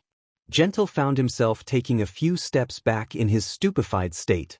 I can't believe my eyes. Is that Deku? La Brava questioned out loud, her mind struggling to accept that this was indeed the same green-haired ball of nerves she'd gotten to know over the last 5 months. They weren't the only ones to be shocked, amazed, or appalled by the footage of the young villain. The video became an instant hit overnight, its view count skyrocketing into the millions. The press eventually caught wind of the viral hit, displaying it for all to see. Needless to say, the video became a PR nightmare for Hero Society almost instantly. The video was eventually taken down by the website's supervisors, but the lasting image of a battered and bruised hero was burned into the public's mind, as well as the vision of the green-hooded villain that was soon given the name by the public as the Green Rabbit. Ring ring, ring ring, ring ring, click-hello. A girl with short brown rounded hair and a permanent dimple blush on her cheeks perked up when the other line of her call answered. Hi Mom, it's me. Achiko. Hi, sweetheart. How did the exam go? I think I did pretty good. The written section was a whole lot easier than the physical. We had to fight robots. Actual giant robots. Can you believe it? The girl laughed as she walked down the sidewalk after the grueling entrance exam for UA Academy. Wow, that sounds pretty intense. But I'm sure the teachers made sure you were safe the whole time. About that? Yururika's positivity shrunk for a moment. During the exam, I got caught under some rubble, when this huge robot came out of nowhere, bigger than all the others. Taller than a building. I honestly thought I was gonna. Ochako? The girl's mother sounded worried over the phone. The zero-gravity girl caught herself and put on a forced perky attitude. But then the exam stopped. They told us that they expected us to retreat from the big one, saying that some problems we might face can't be solved by engaging the enemy or something, so it's okay. Well, that's good to hear. The girl's mother answered in relief. You said you wanted to become a rescue hero, anyway. You can leave fighting villains to the other heroes. Ochako giggled as her mood improved. It was true, she wanted to become a hero so she could help people more than fight villains. That and hopefully provide for her family in the future. Her parents had done so much for her, so she was desperate to pay them back as a successful pro-hero. You're right. I'll be home soon. See you later. Bye, sweetie. Ochako hung up her phone and pocketed it in her coat. While she headed toward the train station, she passed a retail store with a bunch of TVs set up in the display window. A trio of bright yellow letters caught her eye, drawing her attention to one of the screens. She stopped and turned to one of the screens, where a news reporter with a pair of large horns, one sticking out and the other filed down, spoke from his notes with the image of a man in a green hoodie with what looked like bunny ears displayed in the top corner. In other news, the mysterious villain known only as the Green Rabbit has struck again. When the pro-hero, Airjet, attempted to stop a daylight bank robbery, he was intercepted by the virescent vandal, who tampered with his signature jetpack and sent the airborne hero flying into the window of an office building. We go live to Suki Monogatari, who is on the scene. Thanks, Miyagi. 2 hours ago, a clash between the law and lawless took place here in front of the First International Bank of Mizudafu. A gang of villains, led by the increasingly infamous Green Rabbit, attempted a daylight robbery, tearing down the vault door and making off with over 2 billion yen in cash. The airborne pro-hero, Airjet, arrived on the scene and attempted to put a stop to the gang's escapade. The Green Rabbit engaged the hero, showing feats of athleticism that would put many other pro-heroes to shame, as he dodged the hero's air blasts from his arm cannons. Inko was barely listening to her TV. She was sat in her living room, huddled up on her couch as she leafed through a photo album containing pictures of her and a happy, smiling baby Izuku Midoriya. On the lamp table to her side sat a pile of missing person photos, with a picture of her son's face from his school photo day. She also had her house phone on her other side.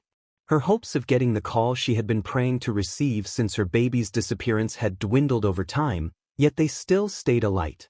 Every passing day, she swore to herself that when she could hold her little Izuku again, she would support him in being the hero he always wanted to be, no matter what. All she could do for now, though, was keep praying. Unfortunately for Airjet, his efforts to stop the acrobatic assailant were in vain. After avoiding the hero's attacks, the Green Rabbit managed to inflict his own damage, rapturing the airborne hero's trademark jetpack, sending the airborne hero flying into a nearby office window. The Green Rabbit and his associates have long since made their escape, leaving emergency responders to come to the hero's rescue. We have been told that Airjet will make a full recovery, but his reputation has more than certainly taken a nosedive. Airjet hasn't been the only hero that the Green Rabbit has proven to be more of a match for. After making his debut 7 months ago after bringing down the heavy-lifting hero, Death Arms, he has gone on to become a well-known name among hero society. Katsuki Bakugo scoffed as he listened to the newscast on his laptop, whilst lifting dumbbells as he sat on his bed. The entrance exam into UA had been a piece of cake. Heck, it was like the teachers practically invited him into their school. It was so easy. And best of all, no whiny, weak, quirkless Deku to get in his way. Before the viral video was removed from the web, courtesy of the site's owners, as well as the HPSC, there was speculation over social media on whether or not the Green Rabbit was possibly quirkless. Bakugo nearly laughed out loud at that last comment. Like somebody without a quirk could take out the likes of Death Arms, Kamui Woods, and even Midnight. Well, it's not like it mattered to him, anyway. Pretty soon, he was going to show all those mouth-breathing extras who the real hero was. And if he ever got the chance to take on that glorified bunny boy, he was gonna blast him into so many bits, there'd barely be anything left to make rabbit stew. The matter of the Green Rabbit's quirk or lack thereof is one of the many anomalies that revolve around this mysterious mastermind. Who is the Green Rabbit? What is he after? And is there any hero out there who could possibly stop him? Suki Monogatari, signing off. Thank you, Suki. And now the weather. Deku was starting to notice exactly how much time he now spends down dark alleys since he became a villain. He dumped a large bag filled to bursting with cash on the ground before the tailored black shoes belonging to his work proprietor. Jiren looked up at the boy who dumped the bag in front of him, taking notice of the sour expression on his face. So, how'd it go? Oh, the job went great. No heroes showed up, no cops, it went real smooth. The young analyst perked up, only to give an even deeper frown. Until the gang who hired me decided to try and cut me out of the deal, once they found out I was quirkless. Ah geez. I told you to keep that under your hat, kid. Jiren lectured as he unzipped the bag in front of him, his eyes marveling over the endless green inside. So, if they cut you out of the deal, where'd all this money come from? This is my cut. The gang had a sudden change of heart after I persuaded them. The quirkless child gave a cocky sneer as he retrieved his taser knuckle. Squeeze, squeeze. Zap, zap. Jiren couldn't help but chuckle as he retrieved his share of the score. You know, that's a good way to lose street cred with villains who want to hire you. I'm not going to hide the fact that I'm quirkless, Deku stated without any hesitation. If no one wants to do business with me because of that, that's their problem, not mine. Not anymore. His eyes lit up as he recalled something. Speaking of which, I've been meaning to ask you something. Shoot. Jiren offered. You knew I was quirkless long before we met, didn't you? The young analyst queried. Jiren said nothing as he took another drag from his cancer stick. Taking his silence as a yes, Deku pressed on. If knew that I didn't have any powers the whole time, what was it that made approach me in the first place? Jiren blew his smoke before giving his answer. Kid, when I invent my time and effort into a client, I make sure I'm getting my money's worth. I need to be sure that I'm not gonna end up throwing my money away for some random street tough with delusions of grandeur. The green-haired boy thought about a certain blonde-haired explosion fanatic who fit Gurna's description perfectly. I look for something that I know it's gonna be good for me in the long run. That I'm making the right choice in putting my faith in someone.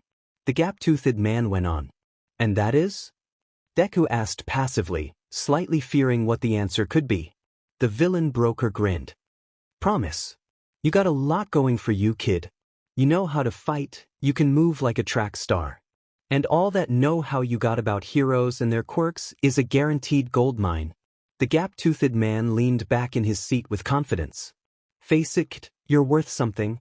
Deku gave a small smile. Jiren wasn't the touchy-feely kind, but the fact that he'd managed to impress the villain broker this much was an achievement he was certainly proud of. Thanks. Just being honest. Jiren dropped his rundown cigarette to the ground and stomped it out before retrieving another. Now, back to the matter at hand. I got another job for you. Already? Deku groaned tiredly. The last job had really taken it out of him, with the bigoted band of thugs he worked with being half of the problem. You know what they say? Ain't no rest for the wicked. Jiren smiled. Fine. Deku sighed in agreement. So, what's the job? Well, I can't exactly give you all the details, Jiren explained. The one planning it wants to keep this job on the down low. He doesn't want many people knowing about it. Sounds iffy, Deku deduced. True, Jiren agreed. But in this line of work, you're bound to come across a shifty job or two. You're a smart kid. You should have known that it wasn't always going to be robbing banks and knocking over convenience stores, right? Jiren defended himself. Deku didn't like it, but the villain broker had a good point. Is there anything you can tell me about this big job? Well, I can't give you much. Jiren blew a puff of smoke before showing a grin. But it's got something to do with UA High. Deku's face dropped. UA high? The UA high? I ain't talking about any other, the gap-toothed man chuckled. You seem interested. Of course, Deku was interested. For the first decade of his life, he'd always dreamed of going to UA, the most prestigious hero school in all of Japan. To be trained by the greatest heroes in the nation, and go on to become a great hero himself. Life, as he had learned long ago, had a pretty twisted sense of humor. What's this job got to do with UA? Deku asked, desperate to know more. Sorry, can't give out any more on that matter. The villain broker clarified. But since we're such good friends, I can tell you that you won't be the only one joining in on this gig. A lot of other villains are going to be joining in on this little endeavor. With everything that Jiren was saying, as well as what he wasn't saying, Deku was feeling more and more skeptical about all this. If you want to know more about it, there's going to be a big powwow at an abandoned warehouse outside of town. Jiren took notice of the doubt on Deku's face before continuing. Look, kid, I don't blame you for being cautious. But this is a once-in-a-lifetime gig. You may never get another chance like it. So, are you in or out? Deku took a moment to speculate the proposal. He had always wanted to go to UA Academy, and it seemed like the only way he would even be able to set foot on his most dreamed-of hallowed ground was to take part in an immoral venture like this. Not to mention the opportunity, he would have to research the quirks and skills of any UA students he'd possibly come across. To know of their powers before they become pros would come in quite handy in the future. Then again, the whole unspoken operation seemed too vague and indistinct to have any faith in. For the likes of even Jiren to be so secretive about it told the young analyst that this was going to be an incredibly high-risk operation. It would most likely be extremely dangerous, but also the motives behind it would be immensely sinister. But he was smart enough to know that it was only a matter of time before he joined a job such as this. As Jiren said, it wouldn't always be small-time bank jobs forever. Sooner or later, he was going to have to get his hands dirty and do something truly immoral as a villain. Yet as he thought that, deep down inside of himself, a small ache made itself known in the center of his chest. Kid, yo Deku. The quirkless child snapped his head back to the broker. Huh? Where'd you go, kid? You've been muttering up a storm for the past 5 minutes. The gap-toothed man looked at the boy with concern. Oh, sorry. Deku smiled innocently. Jiren sighed before proposing his offer again. So, what do you say, kid? Ready for the big leagues? Deku stayed quiet for a little while longer until he came to a decision. What time is the meeting? Deku took in the sight before him with wide, bewildered eyes.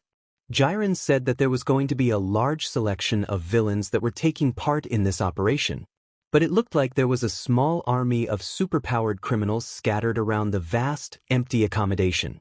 Just like your first day of school, huh? Jiren noted as he stood to the kid villain's side. All the other kids are either secluding themselves or making their own little huddle of friends. Yeah, except I feel more comfortable here than I ever did at school, Deku confessed. The gap-toothed man looked at the boy out of the corner of his eye, taking mental note of the small clue as to why the quirkless child turned to a life of crime. Well, tell you what.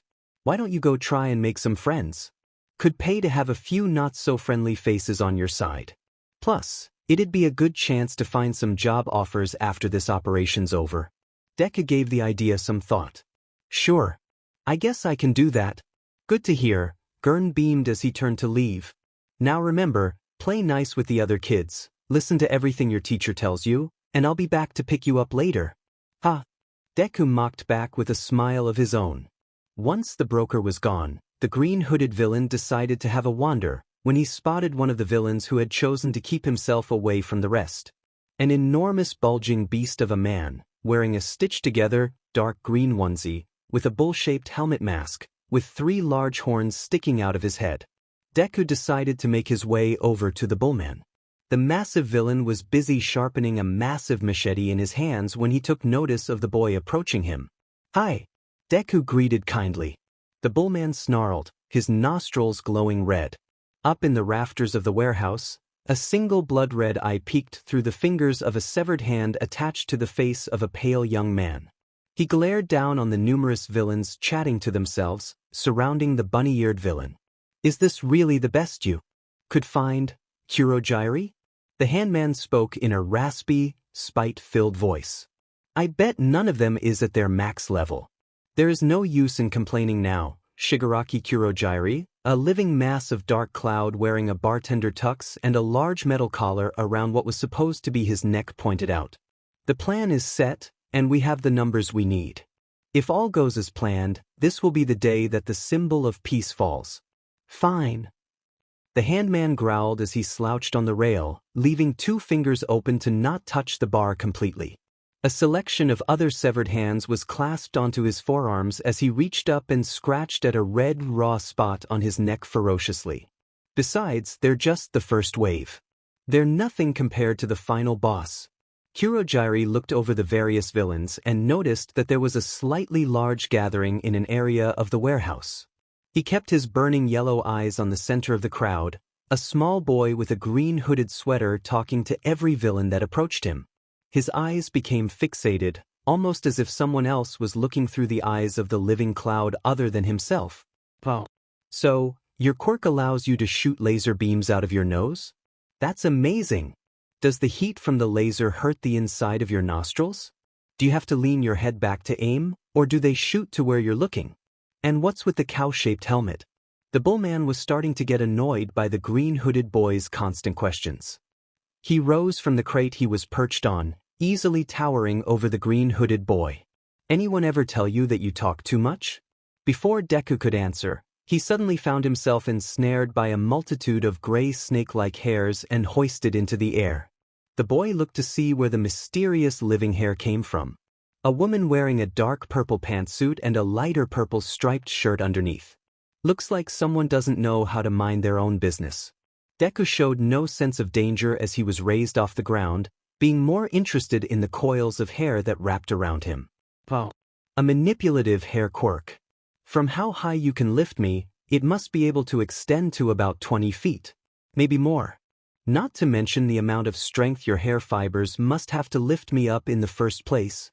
The bullman and snake hair woman looked at the strange boy like he was crazy, which from how he was behaving, didn't seem that far off.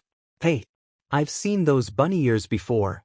The 3 villains looked to see a man with the bodily structure of a dinosaur, with a fossilized head, stomping his way over and pointing a tiny arm at the suspended child. You're that green rabbit guy, aren't you? The bullman and snake hair woman looked back at the boy in shock. Deku gave a tired sigh. They're not bunny ears. But yeah, that's me. The dinosaur man laughed happily at his accuracy. I knew it was you. This guy's practically famous.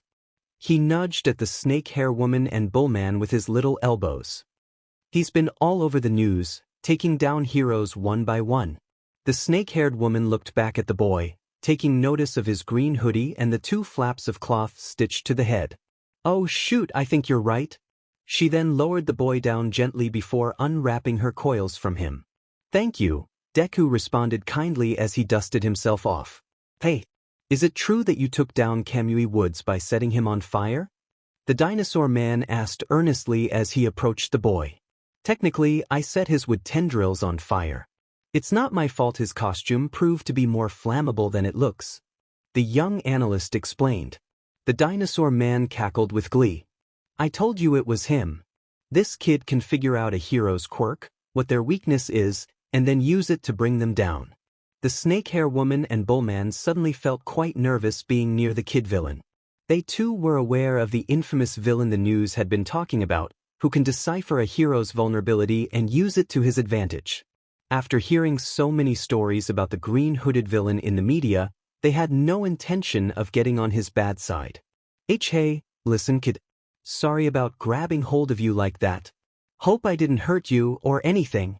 The snake-hair woman apologized with a forced laugh, hoping to ease whatever tension could be between them. Deku merely gave the villainess a warm smile. That's okay. Your hair is actually really soft. For some odd reason she couldn't fathom, the villainess felt a little flattered at that, doing her best to hide her reddening face with her sentient locks. Deku then looked to the bullman, who flinched when the boy turned his way. The young villain then gave a small bow.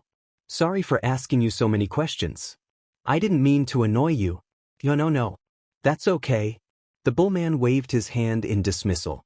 Why, you can ask me whatever you want. An elated smile came to the boy's face as he opened his notebook once more when a familiar voice called out. Deku? The green-hooded boy looked to where the call came from and spotted a familiar face. Rockslide. It was the four-armed, gray rock-skinned bouncer from the masquerade. The two had gotten to know each other quite a bit from the young villain's first appearance in the ring against Rappa. The two even spared against one another, forging a small kinship between them. Hey Deku. Good to see you, buddy. The Rockman, Rockslide, came up to the young trainee, only to spot the two other villains surrounding the boy. These guys giving you trouble? No. Deku waved his hands in front of Rockslide to stop him. I was just asking them about their quirks. They didn't do anything, honest. I was just asking Bronco here about his quirk. The bullman raised an unseen eyebrow at what the kid just called him. Bronco? Oh, sorry. Deku scratched the back of his head nervously. Sometimes, when I'm taking notes, I like to make up nicknames for people I see and what quirks they have.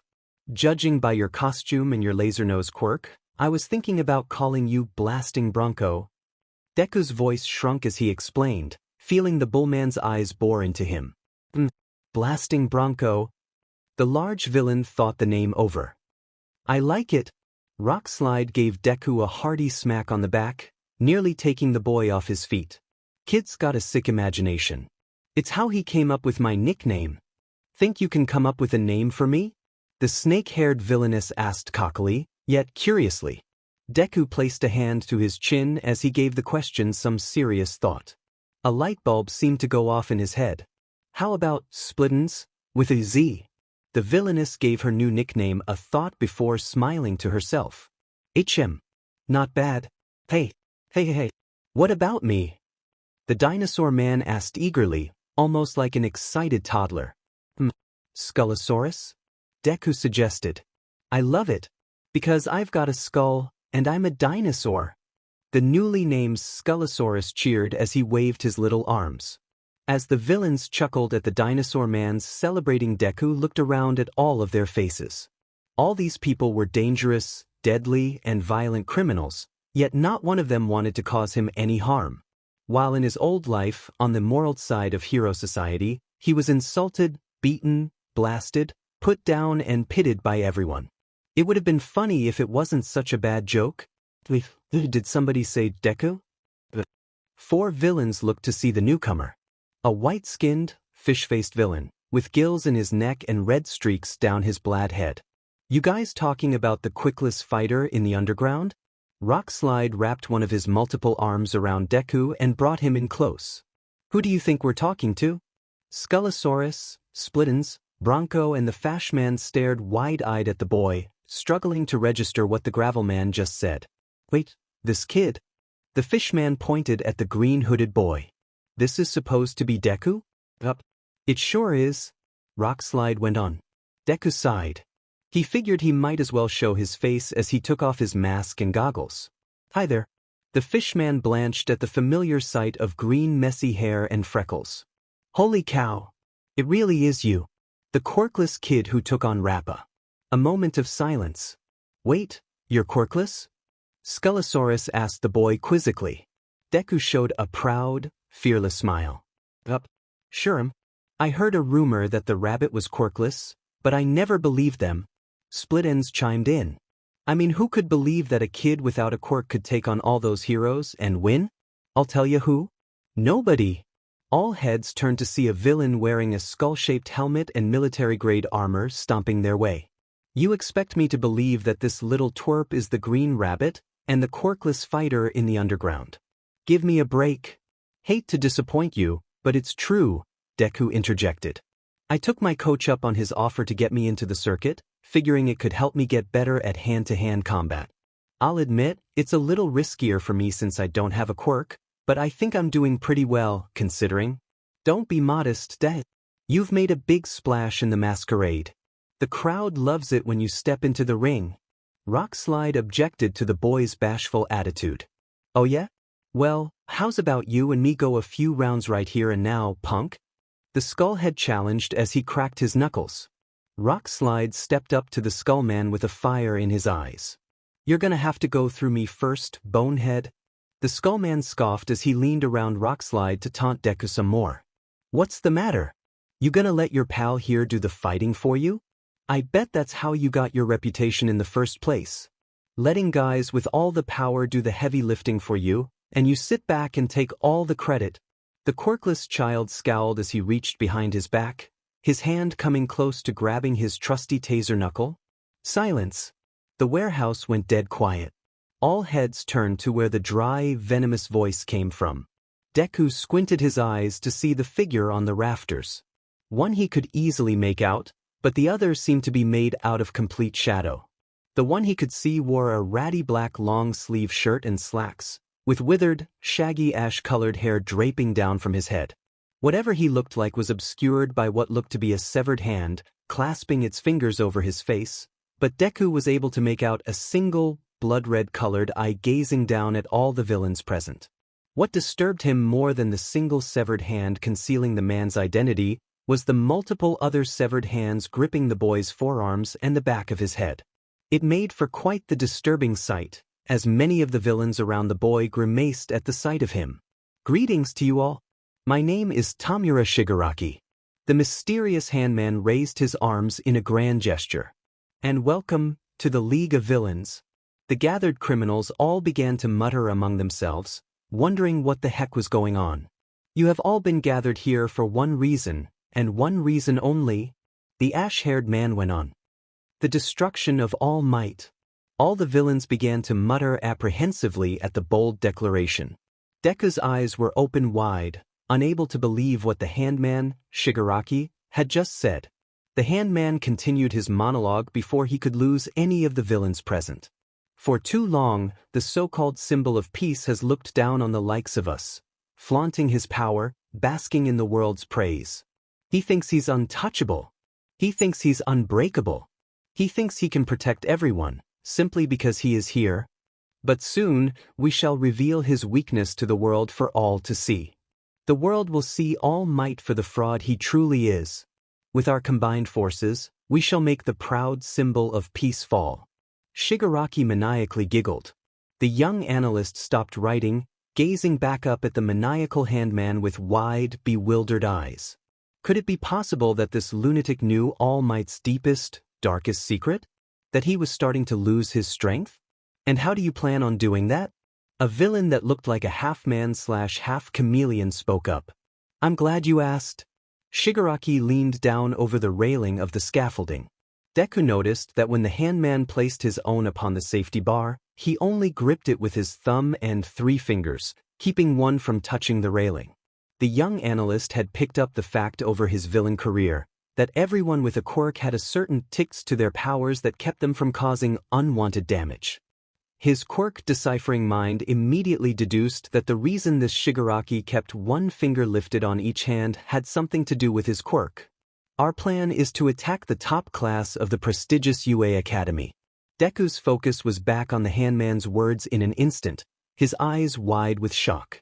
"They will be secluded from the main campus at an isolated location they call the USJ.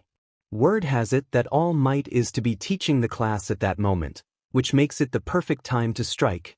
Silence filled the warehouse. Shigaraki looked around the vast hall of confused and doubtful faces. Out of the crowd of criminals, a villain that looked like a living paper doll covered with drawn-on eyes raised its hand. Shigaraki's one red eye narrowed sharply. "Yes? Yeah. Listen, I think I speak for all of us when I say that we're not exactly fans of All Might." The paper doll man got a few grunts of agreement around the room. "But as much as I'd love to see the #1 hero brought down a peg, I don't think any of us could stand any chance against him, even if we all ganged up on him." But you see, you're not going to be fighting All Might?" Shigaraki interjected, gaining a chorus of confused muttering to fill the hall. The handman raised one arm and snapped his fingers. The entire warehouse shook. Heavy, thundering footsteps came to the ears of everyone present. All the villains started looking around for where the noise and the quaking floors were coming from. Deku found it difficult to keep his balance the stronger the ground shook. Shigaraki directed the crowd's attention to the far end of the warehouse. It was then that all eyes turned to where the villain was pointing, and saw the single most horrifying thing they had ever seen. Holy! That thing's huge. Is that its brain? What the heck is that? Deku was asking himself the same question but was failing miserably to find an answer.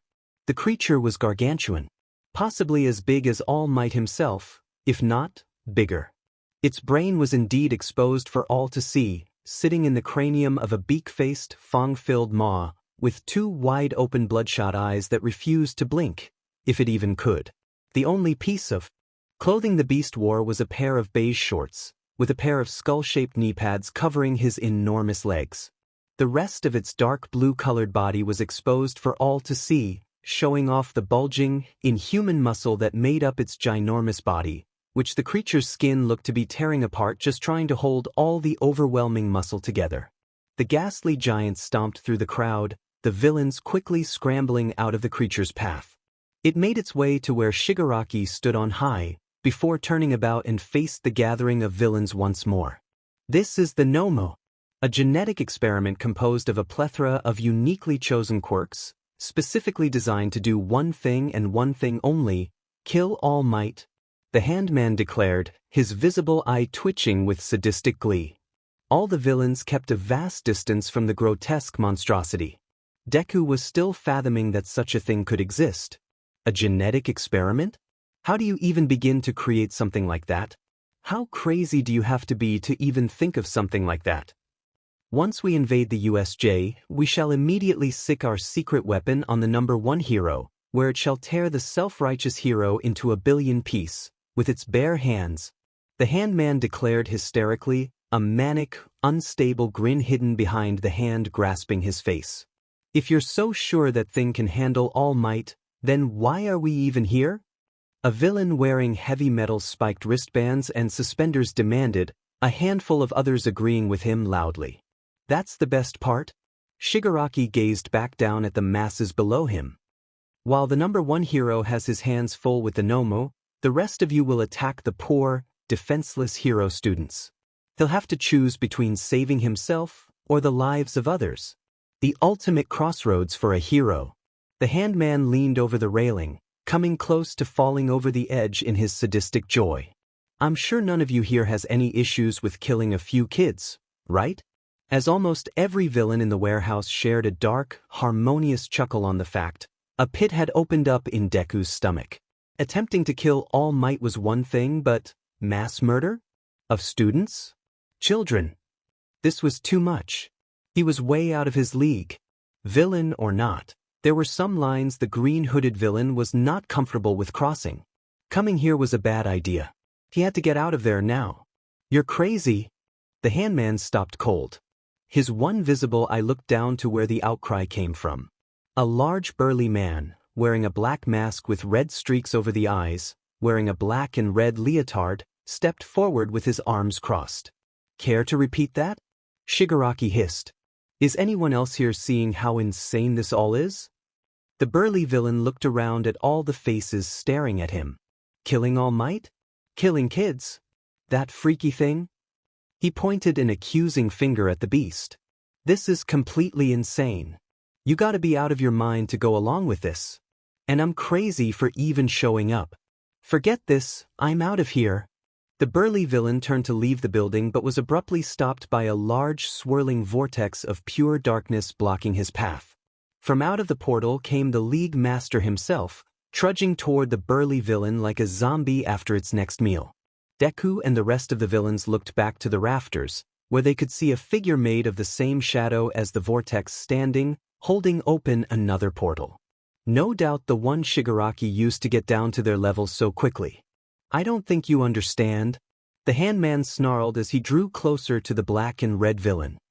You've already logged in, and once you're in, you're in. Shigaraki grabbed the burly villain's throat with his right hand. A cry of pain escaped from the man until his wails started to grow weaker, turning into pain-filled gargling. The man turned toward the rest of the crowd, clutching at his throat, where the flesh and bone of his neck were disintegrating into ash. Deku and the rest of the villain could only watch in utter horror as the burly villain reached out to them in search of help, only to collapse to the ground, his entire body poofing into gray dust the second he hit the floor. No one said a word as they stared at the pile of soot that once used to be a living human being. I hate it when someone tries to leave the game early. Shigaraki glowered at the mound of dust before stepping on top of it and walking up to the rest of the gathered villains, all of which took a drastic step backwards. Now, does anyone else want to get banned? Silence, until a villain in the back gave a desperate cheer. The hall soon echoed with the roars and cries of villains, who either wanted to go along with the handman's plan so as not to end up like the poor soul on the ground, or were looking forward to attacking the school and bringing down the symbol of peace for good. And Deku couldn't believe what he'd gotten himself into.